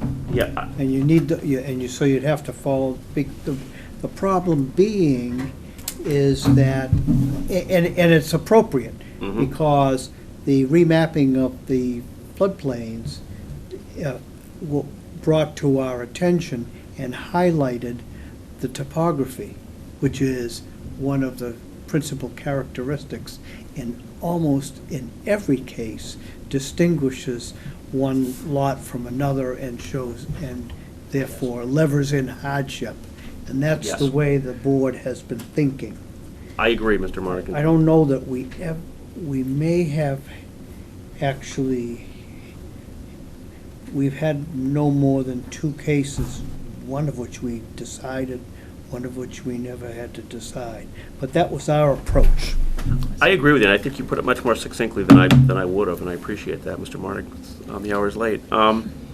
Yeah, this lot is, the hardship to the applicant, obviously, is that they only have 3,836 square feet of land to deal with. And if they had to fit their house, within that and meet the lot coverage requirements of 15%, they're talking about a very, very small footprint of house, 575 square feet. So I think that's a hardship.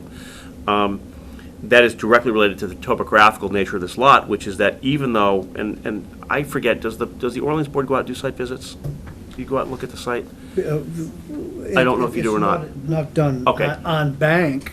Right. But there, Well, those of you that have one seen of this. the others, one of the other us may have been there. Well, those of you that have seen the lot, and I'll describe it for those that haven't, when you go to this house, it has a backyard, and then it just turns into sort of a thicket of brush and vegetation. You can't see the water. It's very heavily screened on the water side.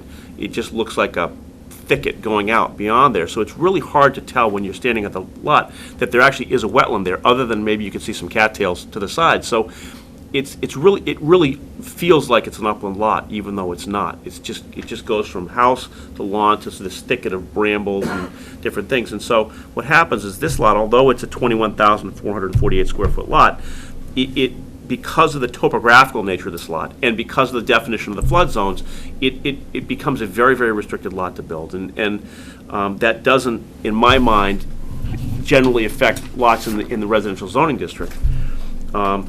I think that the relief can be granted without derogating from the spirit of the bylaw just by looking at, in your package, you have a copy of the assessor's map that's online. And if not, I have at least one I can hand out, but it feels like this entire neighborhood is built down to Namscake Marsh, except for this and the abutting house. And I can kind of show, you all have this plan is in your packet somewhere. Yes. And so, if you look at this, you'll see that the house is set back from the marsh, and all the other houses in a horseshoe shape go right down to the edge of the marsh. All the houses in this entire neighborhood are built down along and around this marsh. This one and the property next door are the only two that are set back a fair distance from the water. So I think that this is not a case where this particular structure is being built up against the further reaches of the wetland. It was actually one of the only 2 houses in the neighborhood that was actually developed further back, which is okay. So I think that granting the relief and allowing this house to be rebuilt in this neighborhood, although it will result in a larger house, this is a neighborhood of older houses, many of which have not yet been rebuilt. The trend is to, as these houses get sold and rebuilt, they become bigger. That's just what we do here in the Lower Cape. But in my mind, looking at the layout of where this house is and the design that Joy has presented, I don't think that this is going to derogate from the spirit or the intent of the bylaw, which is to provide for, medium density, single-family residential use for a 3-bedroom house. Quick question, so using your map, does the wetland then extend through both sides of the? I believe that it does. Yeah. I believe the topography is general throughout that area. Now, I haven't seen a topography map for the whole area, so I may be wrong about where the high and low points are.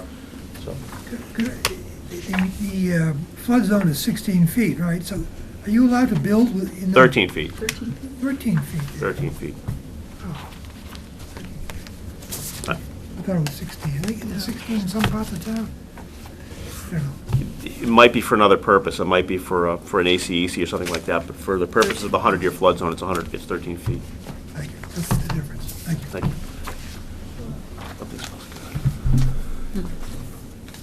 does. So essentially, I don't have any further information to present to the board, other than to address any questions that you have, and Joy can... Well, the other boards have approved. Oh, thank you, Joy, yeah. Conservation Commission has approved this already. Board of Health has approved this already. Old Kings Highway has approved the new structure, but has not yet removed the demolition of the old structure. They still have to have a hearing, I believe it's tomorrow, for that. So it has the other necessary approvals other than this board in terms of the construction of the dwelling. Thank you. Thank you all. Any questions by any members of the board? Yes. What is the square footage of the new house? The overall square footage is 4,000 square feet, but that includes 1,830 square feet per level. There is a two-level. Okay, so the footprint is 1,800 square feet? 1830. 1830. That's correct. Something's burning. I guess what Yeah, right. what concerns me is the people bought the house that is 1,040 square feet, Right. and now they want to add another 800 onto that, which I think is a little ambitious.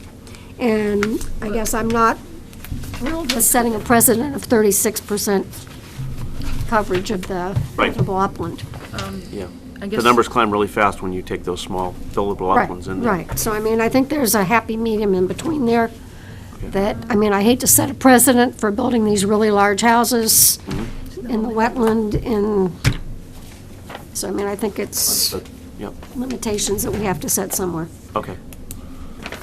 Would you have had to come in without the No. redrafting of the floodplain? No, we shoehorned it in, we got it within the setbacks, we've respected the height limitations, so everything was compliant with the exception of this change to the bylaw in 2013. Because prior to that, it was the edge of the wetland, and we were well within the coverage as well. I think that was an unintended consequence of the amendment. Yes. I think that at least one town official has actually counted the number of lots which are affected. Georgia, Missouri? Yep. Yeah. I'm curious. He counted the lots, the information that we had in that case has been confused here. Yeah, back on, Those were buildable lots, they had no building on them. right. They were no Yes. longer buildable. Yes. But he never gave us a count of all the parcels in town that are no longer buildable with houses already on them. Correct. And I think there's No. a load of A lot Well, of he them. may know now, but no, he didn't. You're right. Yeah, You're I mean, absolutely right. Because the issue was about a lot that had no building on No it. building on. My That's guess. all. I think all of Skakit area is in that situation, and I think in other parts of town too. My guess, if I had to guess, and I didn't follow the planning board activity of the town meeting, my guess is that this was intended to define buildable lots, meaning, you know, I agree with you. it wasn't intended to affect existing lots. No. That's right. But you're right, Mr. Mark, it's an Yeah. unintended consequence. So would you be able to favor the board with an electronic version of that portion of your of the application as relates to the meeting of the standards for barriers? Yes, I can email the entire Word document over to you, Sandy. I would be glad to.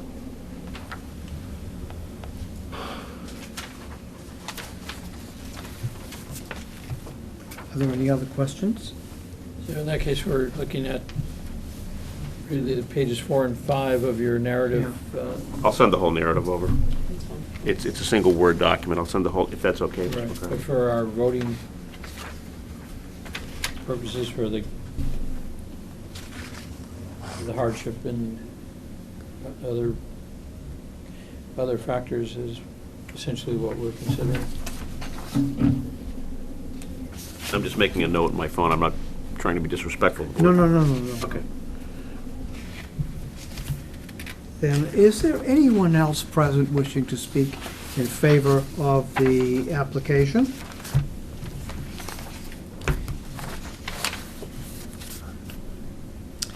Is there anyone present wishing to speak in opposition to the application? Members of the board, there is correspondence received in connection with this application, the first of which is from Joseph McMahon on the letterhead of 5 Seabreeze Lane, Orleans, and he says he owns the property directly across the street from the applicant. He's opposed to the variance. He says, the proposed dwelling is out of character with the neighborhood. There is currently a very nice structure on the property that fits. He says that in previous hearings, there has been discussion alluding to the fact that variances were needed and concessions had to be made due to hardship. The proposed structure, without a doubt, will be a $1 million plus investment property developed by absentee owners, primarily to entertain or impress others. The next bullet point is granting a variance which allows this structure to be placed closer to the road than it should will remove the natural buffer of 11 trees that sit in front of the existing home and provide an adequate level of privacy between my property and 4 Seabreeze Lane. Final final bullet point is that the proposed structure is 3 stories tall, has 29 windows in the front, and will sit virtually at the edge of the roadway, looming over my modest year-round home with 4 windows. Allowing this structure to be built close to the roadway will be an evasion of my privacy and personal space, and asking that this letter be read into the record at the Board of Appeals meeting tonight. I wonder whether the Conservation Commission dealt with the 11-tree removal. Yes, there So was I- an extensive replanting proposal, including the removal of a lot of the invasives that Ben described, and replanting with natives, and any trees that we were going to lose, we were planting on a 3-to-1 basis. So it will be heavily treed with appropriate species. Very well. Do you know whether Mr. McMahon had himself heard at that Conservation Commission, any No, of those he- hearings? This is the first time he's appeared. We have the other Okay. letter that you're about to read. Okay. He's been to every one of the boards and very vocal, but this is the first time we've heard from Mr. McMahon. Very well. I will circulate this letter for... A quick question on the replanting. Are they in the kind of buffering location that is concerned? His letter, They are, there is going to be an elevated berm in front of the driveway that will be planted with a series of trees that will mask, the neighbor's concern about privacy. And any trees that are being removed are going to not necessarily replanted on the same spot, because there is an elevated septic system that has to go in, so we have to be fairly careful about the location of the trees. But certainly in terms of number of trees, they will be more generously planted than is currently in existence. thanks. What's the height of the new proposed home? 28 feet. 28 feet, it's 3 stories and It's not 28 3 stories. It's 2 stories. There's a sort of loft bridge that connects the 2nd story to a roof deck, because one of the desires of the owners was to reach for a view of the marsh. So we, at the back of the building, hidden behind a roof, is a roof deck. So that so-called 3rd story is just a Well, we didn't loft. get to this, did we? I don't know. No, we didn't submit the computer renderings. Oh, okay. You're most welcome to see them if you'd like, but it's not going to help in any way, but that's the front. And that's back. the rear, which is not viewed from any other neighbor. Just pass them right down. No, sure, go right ahead. Is a roof deck, and that's really what that 3rd story, that dormer that you see along the front, is providing a light and air ventilation into the 2nd story space, so nobody's really going to be looking out of those windows. Members of the board, I have a fairly lengthy remarks by Lee Klotz. Now, and he asks that the remarks be read into the record. This was submitted just previous to this meeting, so I suspect that hard copies are not available, so That's it. So I'm going to read this, and maybe the applicant could respond when we finish to the appropriate salient points. Thank you, Mr. Marnick. Town of Orleans zoning board members, please allow me to express my observations, comments, and concerns regarding the multiple requests before the ZBA file as case number 2077 for the property located at 4 Seabreeze Lane. I am Lee Klotz, owner, with my wife, of the directly and southerly abutting property at 8 Seabreeze Lane. Among neighboring properties, our property is perhaps the most directly impacted by the 4 Seabreeze Lane proposed project and the multiple ZBA requests. The proposal is made by Madsden, Morelli, Anslow, Ansmar, Zender, whomever seems a bit confusing in its content and request. As I understand it, permission is sought to insert a size 12-foot into a size 10 shoe. And to make the insertion more challenging, the shoe is precariously balanced on a tiny piece of solid ground. But seriously, it boils down to a desire to replace an existing family cottage with a much larger home that does not conform to the current regulations. 3 areas of relief are sought. First by special permit and then by variance if the special permit thing doesn't work out. The relief issues are lot area, lot frontage, and lot building coverage. All seem to result from the desire to utilize a lot that was platted decades ago when the regulations and standards were, well, more relaxed. The substantially smaller house now existing at 4 Seabreeze Lane probably met those long ago regulations. As noted in the petitioner's application, the existing house does not meet all of the current standards. But please don't be confused. The existing house and whether or not it conforms with the current regulations is not the issue. The existing house worked on the lot for 40-plus years, but it is to be raised, so who cares? The issue is the proposed McMansion. In order for it to be constructed as currently planned, it requires substantial relief from the above-noted area, frontage, and coverage requirements. Presented in the project narrative portion of the application seems to be a lot of voodoo math. I am confused by unclear whether, currently existing, including / excluding, and is interpreted, among other verbal tidbits. I'm not even sure about some of the numbers cited. Minimum lot size is given as 12,448 square feet, while the submitted site plan shows the lot size as 21,448 square feet. Typo or basis of more voodoo math? With or without the existing house? The 4 Seabreeze Lane lot is 21,448 square feet in area. The code requires a minimum of 40,000 square feet. The frontage of the lot along Seabreeze Lane is 120 feet.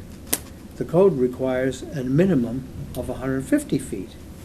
The square footage of buildable upland area is uncertain, maybe 38, 36 square feet? But whatever the buildable upland area is, 16421A Note 5 is clear. In no event shall the Board of Appeals be authorized to grant a special permit which would result in building coverage which exceeds 15% of the buildable upland. Clearly, major relief will be required to jam that size 12-foot into that size 12 shoe. Regarding the request for a special permit to allow the proposed new construction at 4 Seabreeze Lane, I offer the following comments and observations in response to the criteria cited in Orleans Town Code 164-44C1 to 8. 1. site adequacy. The size of the lot is clearly inadequate for the proposed McMansion construction. The petitioner's application argues that the site, under current standards, is not adequate for the current existing home. So how can it be sufficient for the much larger proposed structure? When the lot was platted before the current zoning and conservation regulations and standards were established, homes in the Skakit Beach area were of a substantially less grandiose nature. Homes over 40 years ago conformed to the lot sizes and standards of that area. They fit.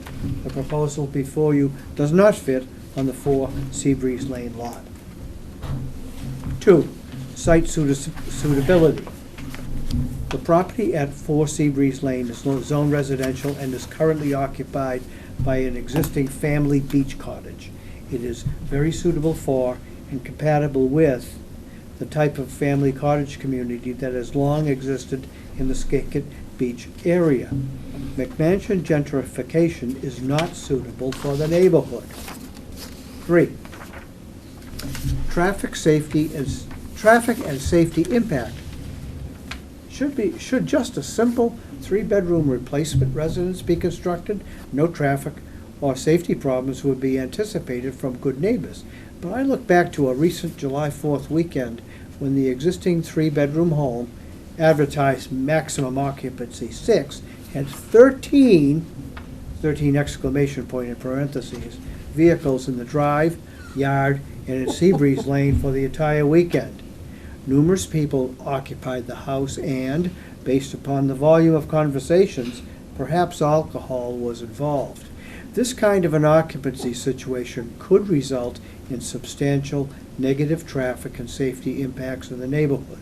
Additionally, there is a traffic and safety concern with the proposed raising of the existing house and the construction of the new structure. Will this activity take place during the Memorial Day, Labor Day period, a time of peak neighborhood occupancy? What kind of traffic and safety impacts can be anticipated then? 4, neighborhood visual impact. At the very least, the visual impact will certainly be different. While I've heard no complaints about the existing 4 Seabreeze Lane house, perhaps there is a silent negative groundswell. The existing house is neatly framed by the existing vegetation around the lot, most, if not all, of which will be lost during the construction. Speaking as merely one person, I know my visual impression of the property will be negatively impacted. From a partially buffered view of an unassuming family beach cottage, I will now have an excellent and unobscured view of a 4-level pretentious McMansion. 5, sewage, water, and drainage adequacy. Much work on the part of the Board of Health and its staff has resulted in a very viable septic plant to serve the proposed 3-bedroom and at least 4-bathroom house. The proposed mounded and walled septic system is now in a location on the northerly side of the property that will not potentially negatively impact my existing Title V septic system. Town water currently serves 4 Seabreeze Lane and, unless demand greatly increases, no impacts are anticipated.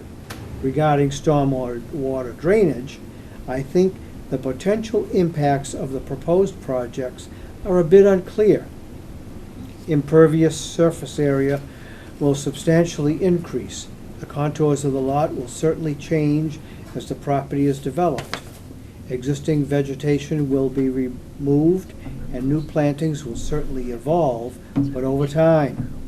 During the past several months, a number of drainage issues and proposals have been presented and given some discussion. A robust stormwater drainage plan is needed to protect the wetlands and to protect the neighbors. My house and my septic are at an elevation lower than that proposed for 4 Seabreeze Lane. I know which way water flows. 6, utility and public service adequacy. As far as I know, Four Seabreeze is adequately served by water, electrical, cable television, internet, trash recycling, collection, and telephone providers. 7, noise and litter. Should just a simple 3-bedroom replacement residence be constructed, no noise or litter problems would be anticipated from good neighbors. Referring to 3 above, when the current owners of 4 Seabreeze Lane and the petitioners in this special permit matter apparently allowed a substantial over-occupancy of their property, major noise and litter issues resulted. Noise and litter problems are frequently an issue in McMansion beach communities, coastal Carolina being a good example of this. This unintended impact is not what the Skakit Beach family cottage neighborhood desires or deserves. 8, water quality impact. Here I have to differ to the professionals because an engineer I am not. Hopefully, the Conservation Commission has adequately addressed these matters in the approval it has granted. I only reiterate the need for a robust storm water drainage plan, which will include water quality issues. New paragraph. Addressing the fallback variance issues is a challenge due to more voodoo math issues, nebulous references to the existing structure situation, and confusion about what the application means by section 164-43-2 of the Orleans zoning bylaws. Maybe 164-43B2? It seems like the variance request is made to permit buildable upland coverage to way exceed the permitted 15%. 36% coverage seems requested, and that doesn't include the large decks and other uncovered accoutrements. This is getting into urban coverage numbers. The application mentions the density issue. If one densely developed lot is okay, how about 2 filling up their lots? 3, how long until desirable beach areas like the Skakit Beach neighborhood becomes Provincetown? 164-43B2 says that a variance can be granted if the petition is found to conform with all 3 of the cited standards. A, literal enforcement. Does literal enforcement involve a substantial hardship? I don't see how, inasmuch as the petitioners have been touting throughout their application that they are simply building a new 3-bedroom house to replace an existing 3-bedroom house. Any hardship on the petitioner was brought on themselves by their own decisions and choices. The town is not forcing them to raise their existing 3-bedroom house and build a new 3-bedroom house. B, natural conditions hardship. The petitioners purchased the 4 Seabreeze Lane property hopefully with their eyes wide open. The wetland marsh area and the easterly rear portion was there when the property was purchased. It had an impact on the location of the existing house, and similar environmental conditions impact other homes in the Skakit Beach area. As for the entire Orleans R zoning district, who knows? C, desirable relief. The code allows this to be granted if there is not substantial detriment to public good, nor doesn't nullify the intent and purpose of the applicable regulations. Public good? Most people won't care one way or another. The petitioners indicate that they will substantially benefit from variance approval. My wife and I, plus a few other neighbors, will be detrimentally impacted by the intrusion of a massive residential structure into our family cottage community. As for whether the proposed variance can be viewed at an attack on the intent and purpose of the building coverage regulations, I lean strongly towards yes. The town mothers and fathers seem pretty firm about the buildable upland coverage restrictions. Why? Maybe to control building density, maybe to provide enhanced opportunities for Title V septic systems, maybe to lessen potential negative impacts on possible adjoining wetland or environmentally sensitive areas, like at 4 Seabreeze Lane. Is relief okay if building upland coverage is a little over 15%, say 18%, or maybe 20%? Perhaps, but 36% seems extreme and an outright attack on the intent and purpose of the regulations. What is proposed under this petition is clearly out of character with the existing Skakit Beach family cottage neighborhood, going from 1,057 square feet to 4,021 square feet in gross floor area per the architectural plans, plus going from 406 square feet to 1,726 square feet in deck porch area is increasing the total area by 4 times over the existing house. 4 times! Any way you look at it, this will be a hulking piece of change. Change has happened in the Skakit Beach area and will continue to do so, but this is the type of change, and the location for this change is that the town and the Zoning Board of Appeals want to encourage. Board members, please look closely at this radical change petition and make sure that the change resulting from your decision has only the best impact on the neighborhood and the town. Thank you, Lee R. Klotz. I've read that word for word. Any inflection is mine, although there were certain highlights in the text. We may conclude that that was a passionate and generally pertinent objection to the application.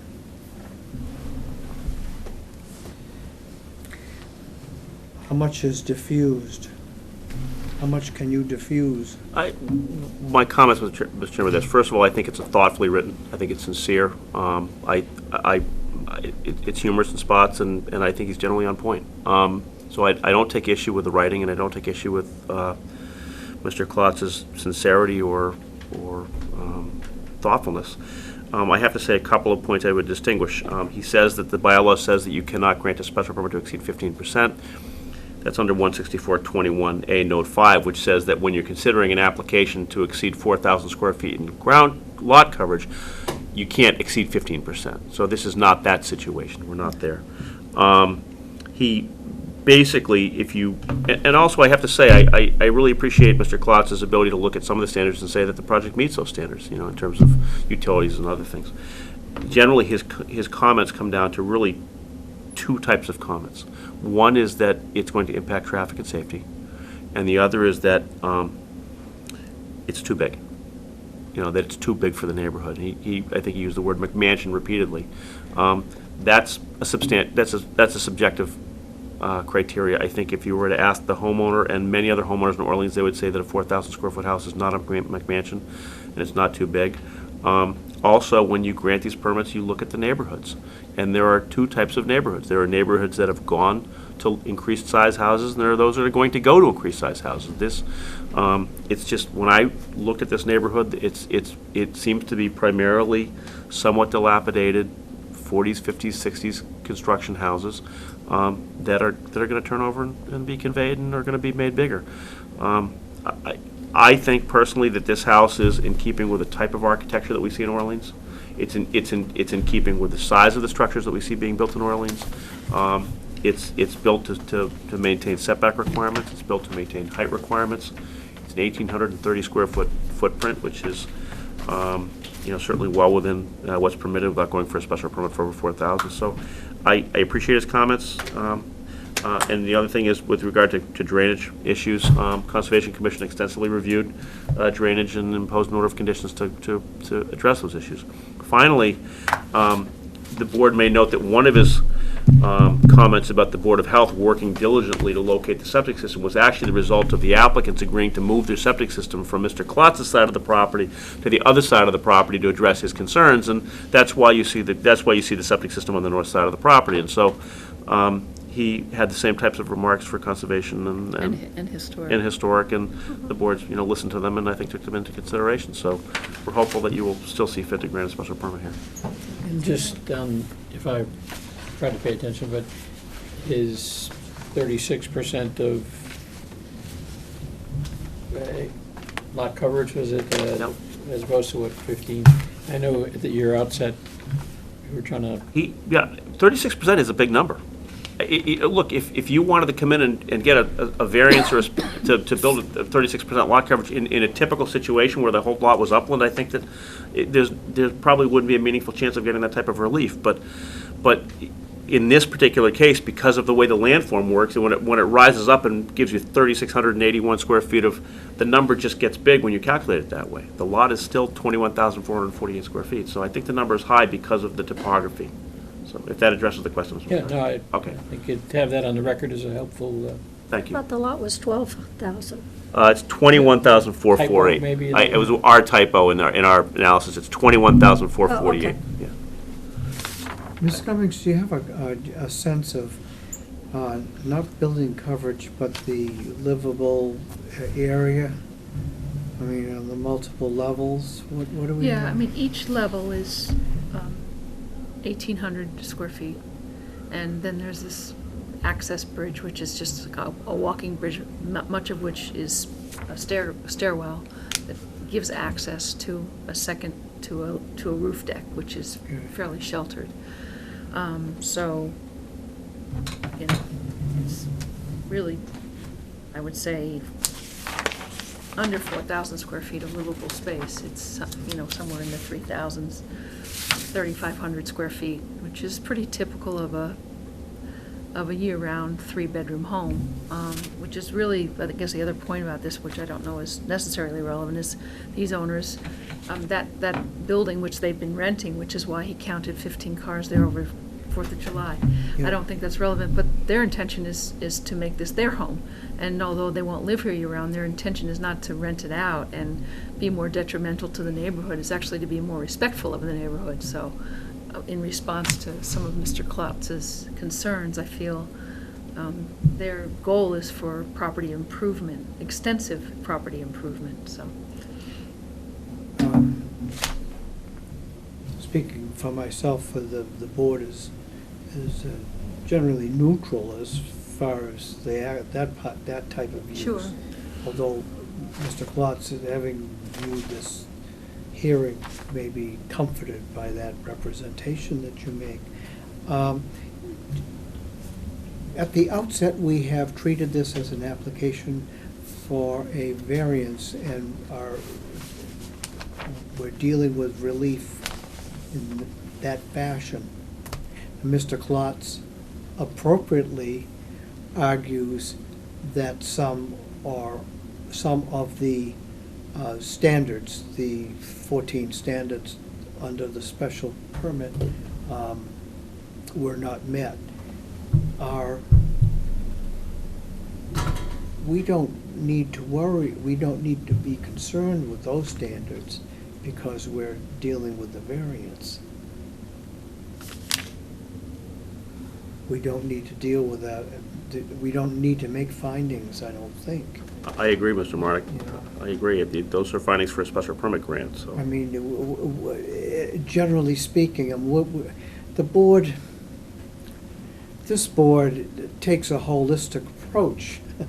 So we've considered some of those factors, but I don't think that we need to make findings, but only on whether the 3 criteria for variance are met. I agree. just if I may, I don't disagree. Wondering from your perspective, is there a reasonably compelling argument for relief under the special permit provisions? Under the special permit, no, I think that a technical reading of the bylaw pushes this into a variance consideration. Because when you take that portion of the existing structure that's within the buildable upland, defined buildable upland above the 13, it's 14.7%, so it's just below 15%. This project pushes that over 15, it creates a new and different nonconformity, and I believe it requires a variance. So that's the way I see it. Right. As a practical matter, again, I don't want to rehash what happened with the bylaw. As a practical matter, it doesn't feel like it should, but I think it does require a variance, Mr. McCarthy. Yeah, I'm just thinking of, let's say, down the road to, you know. We understand the risk of defending a variance versus defending a special permit is a different animal, I understand that. But I also think getting the right form of relief is important as a board, so. Any other questions? I'll close the, Beth, I'm sorry. I haven't talked. You're over here. If you- Over here. If you didn't have such an ignorant chairman, you would be able to. I guess I'm sympathetic with the neighbors to see a big house like this go in. Especially if there were 13 cars parked at a 1,000-square-foot house, and you look at this and figure you can put 20 people in here without any problem at all. That's not the issue we're looking at. Sure. But I just feel this should be scaled down to reflect the land area that's there.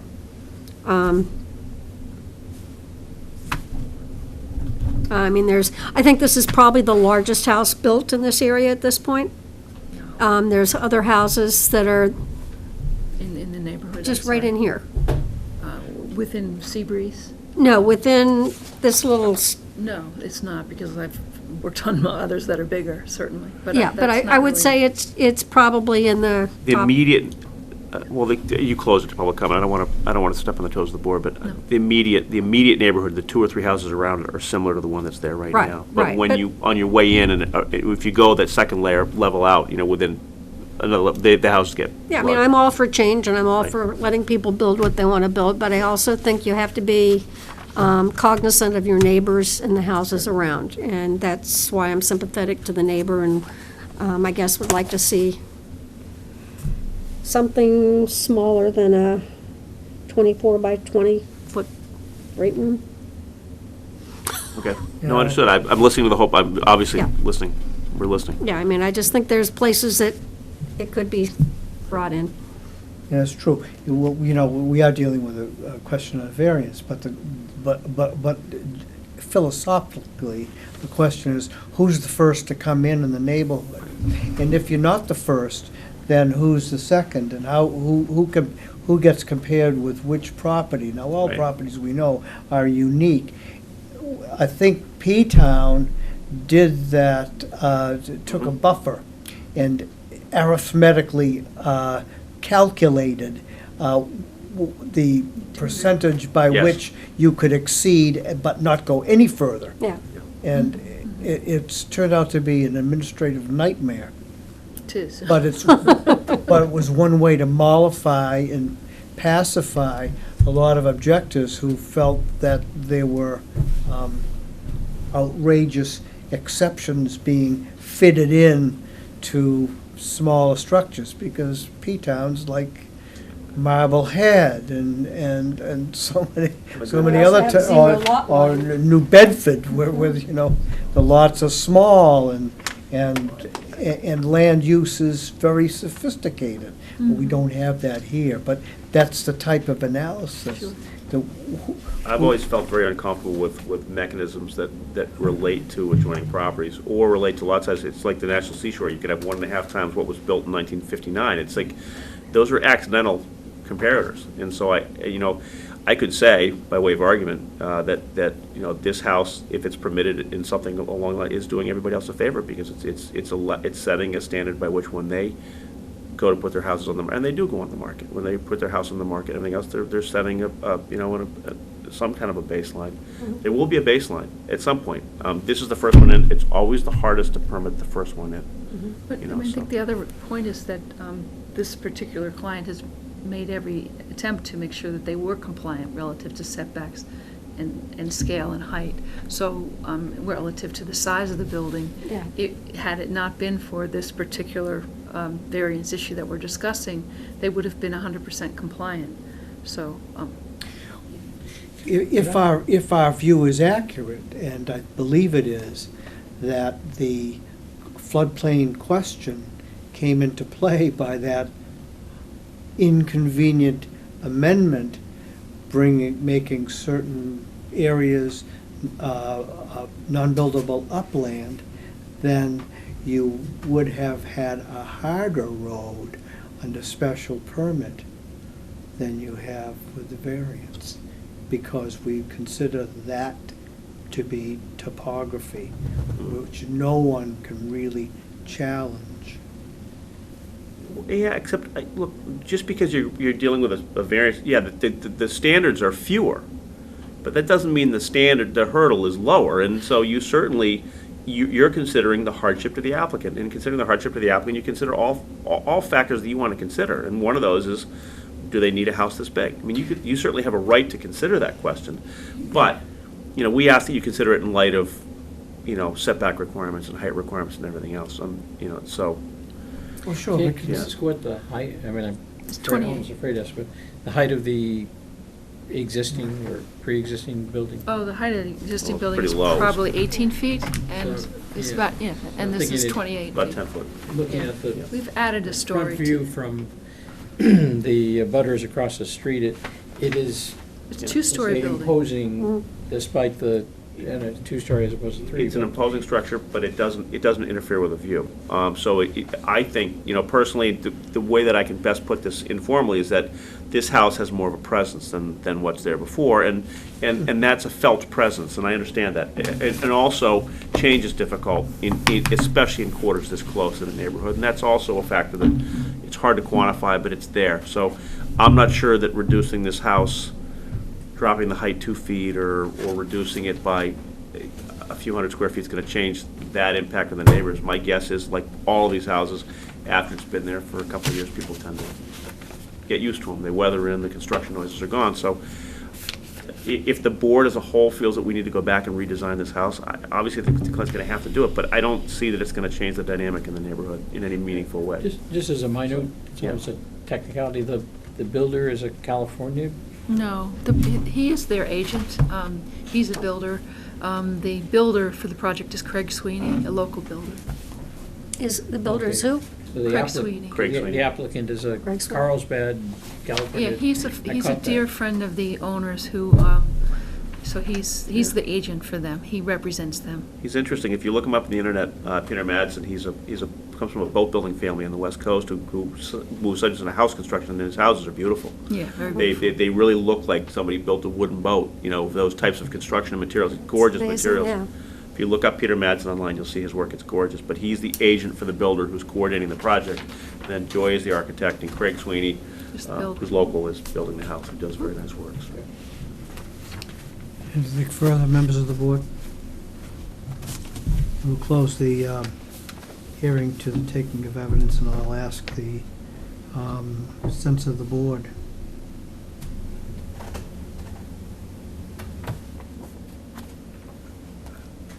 Gotta go first, Beth? I, No.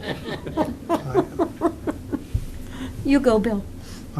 I do understand all the objections raised eloquently by Mr. Klotz and the other neighbor, but I see that I see that a variance is appropriate because the three conditions set forth in the zoning bylaw are satisfied.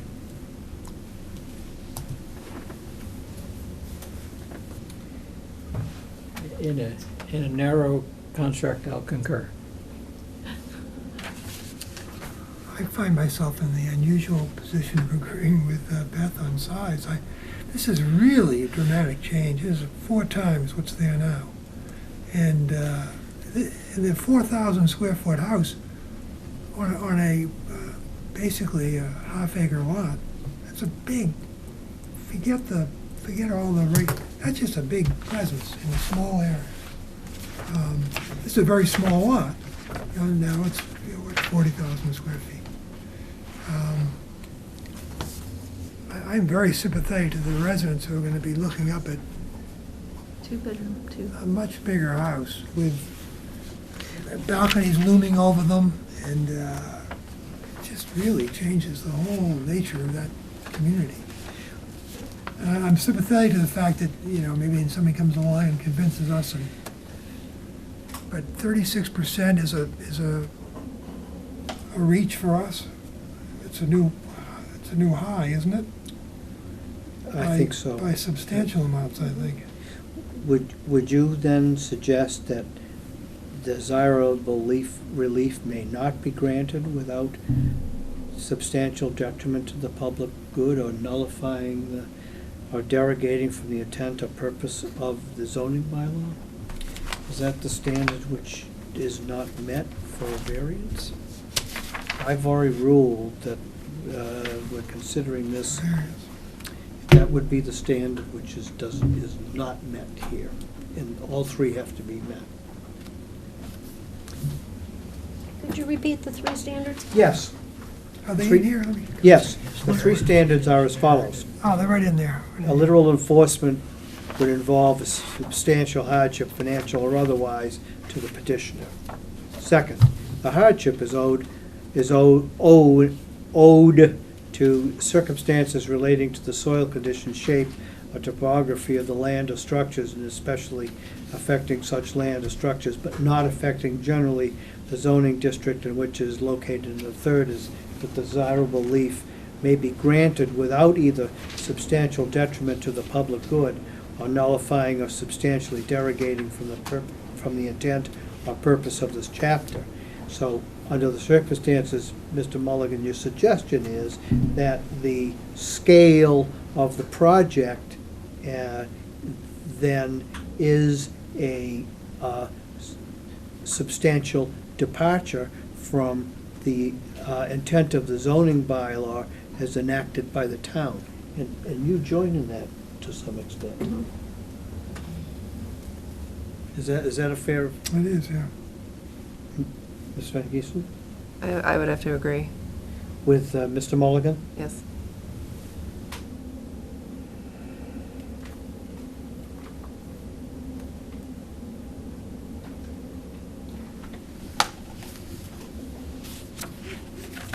I think at this point, Do you, I don't really have much choice but to request a continuance. I don't. Very well. I don't want to request to withdraw the application because I would like to have an opportunity for Joy and our clients to talk about what they would like to do.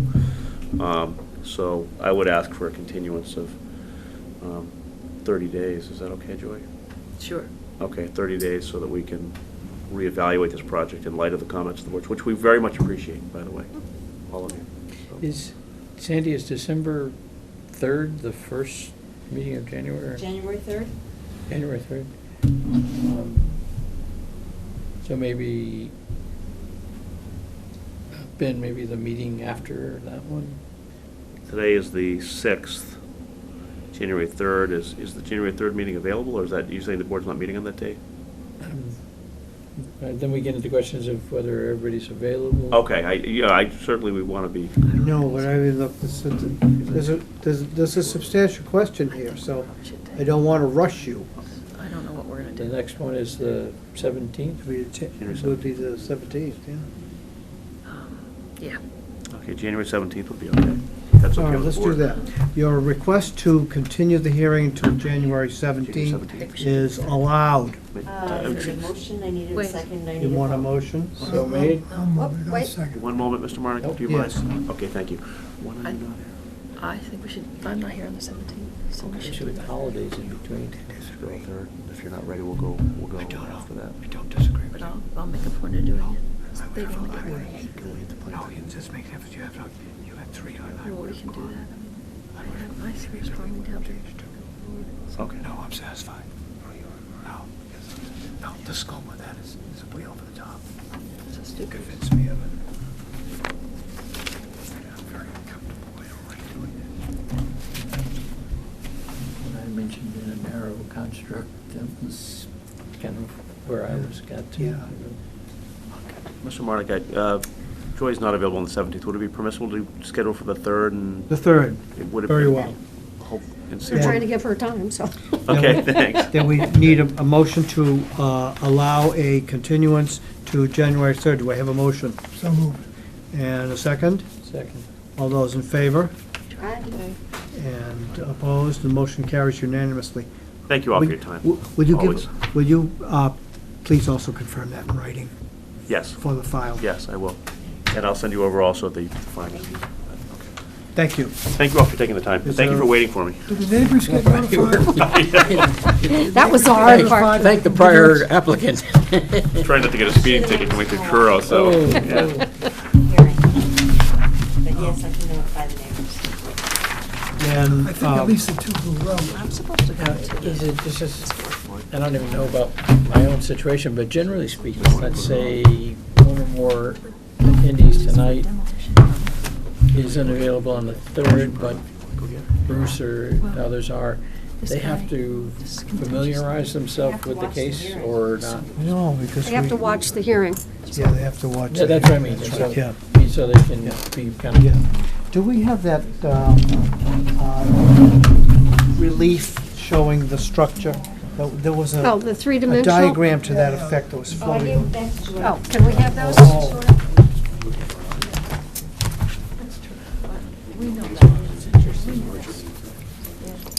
I hate doing that. felt the same way, but. Is there, There was a, if Sherman was kind of. if there's no further business to come before the meeting, then we'll have a motion to adjourn. Moved. Second? All those in favor? Aye. Opposed? The motion carries unanimously. The hearing and business is closed.